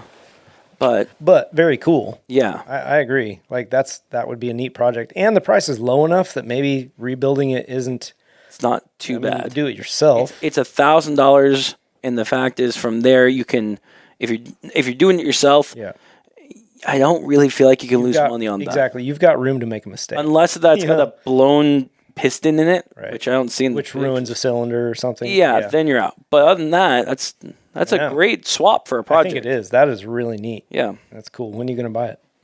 That would actually fit in the Fiat. that would fit in the Lamborghini. Forget the Lamborghini. Put it in the Fiat. Yeah, actually, that'd be It kind of would sick. fit in the Lamborghini. Has it got the? Is No, S8 was front engine. is Colville? Colville?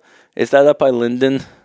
No. It's farther east, long ways Okay, east. okay, Yeah. okay. Because I'm already heading to Linden on Friday. Right. So Yes. Yeah. for that project that we Yeah. can't talk about. That's correct. that's a hidden project. That's good. Everyone's gonna be asking about this. That's That's fine. also Instagram. a ghost That's project. fine. That is a ghost project that will never be spoken of. Okay, so I found one. It's not the one that I saw earlier. So Porsche 928. It's a 79. Okay. I found another one that was also equally as cheap and in better condition than this one, but I'm gonna throw it out there anyway. So it's a 79 Porsche 928, $2,500. Wow, automatic Yeah. or manual? Let me see. That's It's a a huge- manual. Oh my! Where? I really like 928s. Spanaway. I like I know 928s where also. That's not very far. Yeah. No. That's only a 2.5 hour up- drive. And That's up by Tacoma. Tacoma. the thing about Porsches is we had the Porsche bubble, and it seems like it's already popped. It has popped. But the fact is that some of those popped Porsche for these special. older ones. Yeah. I have always been a fan of the 928. The S4 was probably my favorite, but this is a pretty cool example. Looks like the front window's gone. The rest of the glass seems to be there. But yes, it has motor, has all things. It does run. Let's see, runs and drives. Brakes need work. They're sticking. A little bit of damage on the driver's side. Needs a new front fender. Where Porsche gets expensive is all the small parts. Oh, absolutely. All the like you're paying $40, $50 for just say a little panel, or not that- panel, but a little interior thing. Yeah, it's And not perfect. It's $2,500, So- but it would be cool. it would be cool. It's a project car. This is a project car segment. This is a project car. I Yeah. wonder how many parts you can get off of VW. Maybe Well, probably a fair amount, but Yeah. honestly, the 928s and this one being a 79, the fact it's a there was a good, what was it, 10 or 11 year run of these cars. Yep. There's a lot of them out there. There's a lot of junkyard ones you can go pick parts off of. I will agree and disagree. So I keep bringing up it's a manual. So It's a that manual. that car That makes it worth more. specifically, the if I remember correctly, the automatics were way more mass produced because it was a luxury car. Most people wanted that. And for those people wondering, 928, it's a Porsche, it's a European car. This was a 5-liter V8. You know, making front engine. 350 horses at the time. It's a great car. Yeah. The problem with these cars they had back in the day was electrical problems. So as much power as it made, it is definitely a Electrical gremlin. exactly. Machine, yeah. And if you sort see out, that. it'd be great. But what I was getting at was Pretty neat. with Porsche being so expensive parts, most of the time, and why you see a lot of people with these older Porsches, they'll have like 1 or 2 for sale, is because they'll have one is their main one they're restoring, and the second one was the parts car they have to put into it. Like this would be a perfect car. Because the engine, the transmission, if it's missing pieces, you find another one with a blown engine or an Yeah. automatic that's worth, nothing.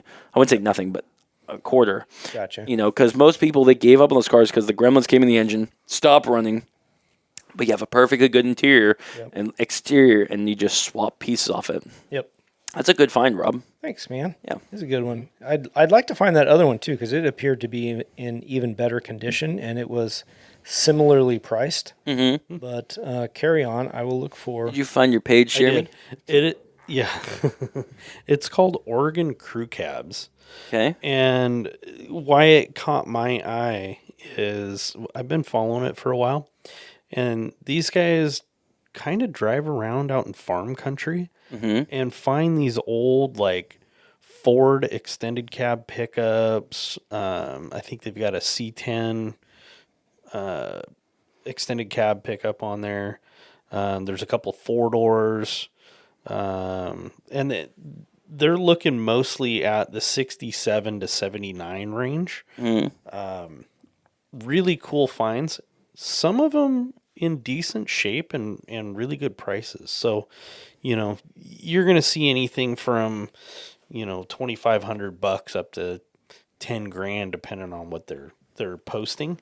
But, yeah, some really interesting finds. Okay. It's kind of been fun watching these guys. That's awesome. So, by comparison, I just was looking for the Datsun that I had seen. There is a second Porsche, a 79 928. It's an automatic. They want $8,500 for it. Exactly. That's why I was saying Yeah. Interesting. Yeah. good steal. Yeah. For manual. So the $2,500, even though it's rough, it's repairable, and that's a good buy. Mm-hmm. Yep. Okay. Go ahead if you've found yours. I'm going to search for my other one. I sent you one earlier this week, Rob. The problem is it's already sold. I don't know if I should. I want to just touch on this. Talk about it anyway. Yeah. Okay, and I bring this one up because even though it's sold, that there are still finds out there like this. Yes. I found earlier this week in Corvington, Washington. I'm really bad with names. Covington. Yeah, again, bad with names. 1971 Challenger for $5,000. Challenger. Really? Challenger had a What a year? 71. Oh. Like, look, see, Jeremy, Look at that. But it had sold That's for surprising. Yeah. It was not in the nicest or rough. I mean, the body's there. The lines are there. It has rust, so it needs to be repaired. But it's got a 318 auto in it. But the fact is, like, you can't I feel like you can't find these Mopars or these older non-Mustang cars for that cheap anymore. Mm-hmm. I feel like just even a shell, you're getting 15 grand, 20 grand into. Okay. I would argue the Mustangs a little bit. There's a zillion of them out there right now. That's why I said not the Mustang. Oh, okay. I'm sorry, I missed that. Because Mustang, Okay. unless if it's like a Shelby or a Mach 1. Yeah, I got you. Okay. Yeah, but like when it comes to like Challengers, especially Chargers, Yes. you never see those. Yeah, You those never are a lot see harder to find. a Roadrunner. So, Agreed. but if you keep searching, like we found, you see them every so often, like this one. And so, definitely for our listeners out there, keep an eye out. Yeah. They're I feel like the car market for potential projects has opened up a little bit in the last year. People are taking on more unique projects as well. And like you said, not necessarily going for the muscle car market or ponies or whatever. I don't know. There's some really cool stuff out there if you want to do a project that is a little off center. I've talked about doing one of the old late 70s, early 80s Toyotas or Nissans and putting in a long bed, putting the motor in the bed and doing the transaxle, right? Or just hooking it straight up, bell housing to your hard axle. yeah. So I found one, a 79 Toyota pickup. It's an automatic, but that really wouldn't matter because the conversion would be, I don't know how you do the linkage on it, but it'd be freaking crazy. $3,000 for a straight pickup. Wow. A nice little 79 Toyota pickup. I mean, shoot, you could run it just the way it is. One of them little lowriders. They're kind of cool. I would totally drive one of those. That'd be fun. So this one's in Astoria, Oregon. Does not say how many miles are on it. Oh, yes. No, it does not. That is a fake mileage. It is an automatic, but it runs, drives, has good brakes. It says it needs clutch work, but it's an automatic. So figure that out. Maybe. You have clutches not automatic. They're inside the transmission. Sure, yeah. So either it's not an automatic or Just needs more punch power. something is up. Maybe it needs automatic or transmission work. But anyway, I don't know. There's just looking through, there's a lot of those little mini trucks out there for sale right now, and they're actually in pretty decent condition. It's kind of cool. I sent you one, Jeremy and Rob. Jeremy, you want to talk about this one? Just saying, I thought this was an interesting one. No, I'm looking at another one right now that just caught my eye. 79, they bring it up. All right. I bring this up only because, again, I've got two, restoring to one. It's a 1955 Ford C600. And I don't know if this counts as right. That's big. expensive for a project. It's at $5,000. And for me, feeling like this one runs and drives, which I'm very surprised about.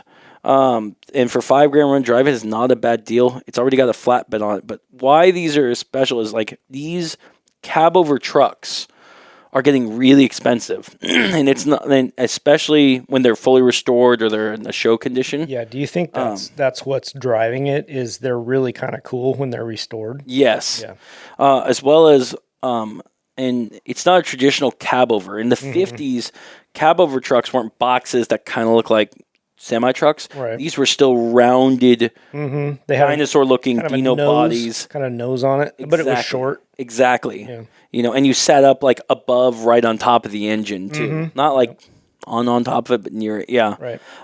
But this being a Ford C600 with a manual and having a 2-speed electric rear end too, that's drivable. Speed. How does that work? Do you know? I mean, can you explain that? A 2-speed electric rear end? I'm unfamiliar. Maybe. Jeremy, do you know how that works? I think it's kind of hard to explain, Isn't but there a it's got two gears in it. In the diff? Basically, the electric shift just sends it from first gear to second gear. Okay, So you basically it's a got solenoid It's like thing. a high-low box, basically. Okay. Yeah. All right. So I did find another one that I was just drooling over. $5,000. It is a 1978 Datsun 280Z. Datsun. Ooh. Soon. It runs. Yeah. Okay. It's a manual transmission, 98,000 miles. And it looks like it needs some brake work, and that's it. Really? Yeah. Yeah, that one's in Washougal, Washington. I happen Very to know, cool. happen to know where that's at. Yeah. I found another 928 S4, 91. It's an automatic. $35,000. How much? 35,000. See that? And It's in really good condition. yeah, and that's what I was saying is with those cars, like So the huge bubble brake. pop. But I'm telling you, when it was Yeah. the Porsche bubble still exists, those cars were at $60,000. Yeah. Which is nuts because they used to be back at and where we saw them like a couple grand. The thing is that will go back up. Yeah. Because, they're dwindling the numbers. I mean, this one's a 91. They went 35 for it. It may come down even more for a little while, but by the time it hits 40 years old and then 45, that number's going to go back up because there's not that many that are surviving that are in very good condition. Yeah. And it's a neat car. I mean, it does look, I don't know, what Ian called it, a mouse. Looks like a computer mouse. Mm-hmm. It's got a little bit of that shape to it, with the back end being kind of rounded and bubbly. But I don't know. They were a pretty interesting Porsche, especially because front engine, there's not very many of those out there. Mm-hmm. There's a McLaren for 102,000. Okay, so we digress. Unless you guys have something else to talk about, let's call her a day. Yeah. The other thing I wanted to bring up, I was looking up some Cobra kits, but I can't find it. Ooh, cammed 4.6. You can buy a brand new Cobra kit for $21,000. So Yeah. one thing that I have been seeing lately, the Mitsubishi 3000 GT? Yes. Yeah. I have actually seen several of those recently Is that right? as project cars, Uh-huh. under $5,000. Do you know why though? No. Okay, so I wanted one way back in the day. It was, I think, right after Liger.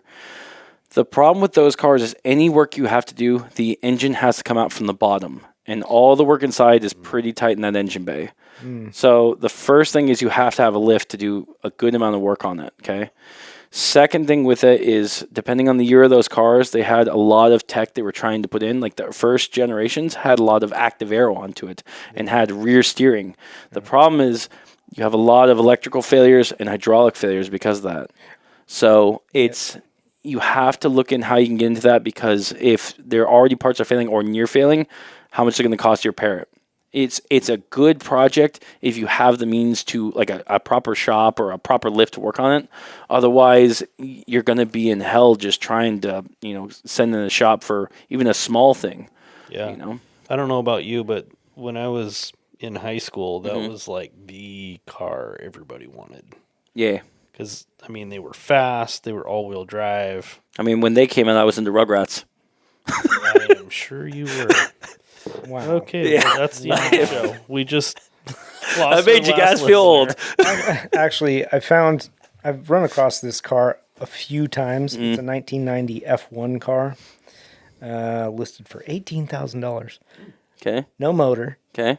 but it has all the electrics in it, and it actually boots up. Like the steering wheel boots up and gives you hours and that kind of stuff that the car's been run. Interesting. Yeah, it is kind of interesting. It's in Sacramento area, California. It's got a whole list. It's on Marketplace. If you just look up F1 car, you'll find it. Kind of an interesting piece. It would be more of a collector. I mean, I suppose you could fit some kind of motor in it to get it on track, which would be cool, whether you put like a Hayabusa motor or something like that in it. Yeah. That's chain drive, so it might be a little bit harder, but I don't know. Grant's got a V12. Put a Subaru V12. motor. It wouldn't fit. Those are little cars, man. Yeah. But, I mean, you could put something in there and have a fun little track day car. I would honestly be willing to go partly into that because that'd be cool. If it were half that price, I'd be more interested. Yeah, you go half, I go half, and we share it. Quarter. Yeah, I'm just saying if it was $9,000, Yeah. it would probably be worth buying. Yeah. But the way it is at $18,000, I don't think that's really worth it. And that's why it's been on here for freaking It's going to be a months. hard sell at 18. I agree. With no motor, Yeah.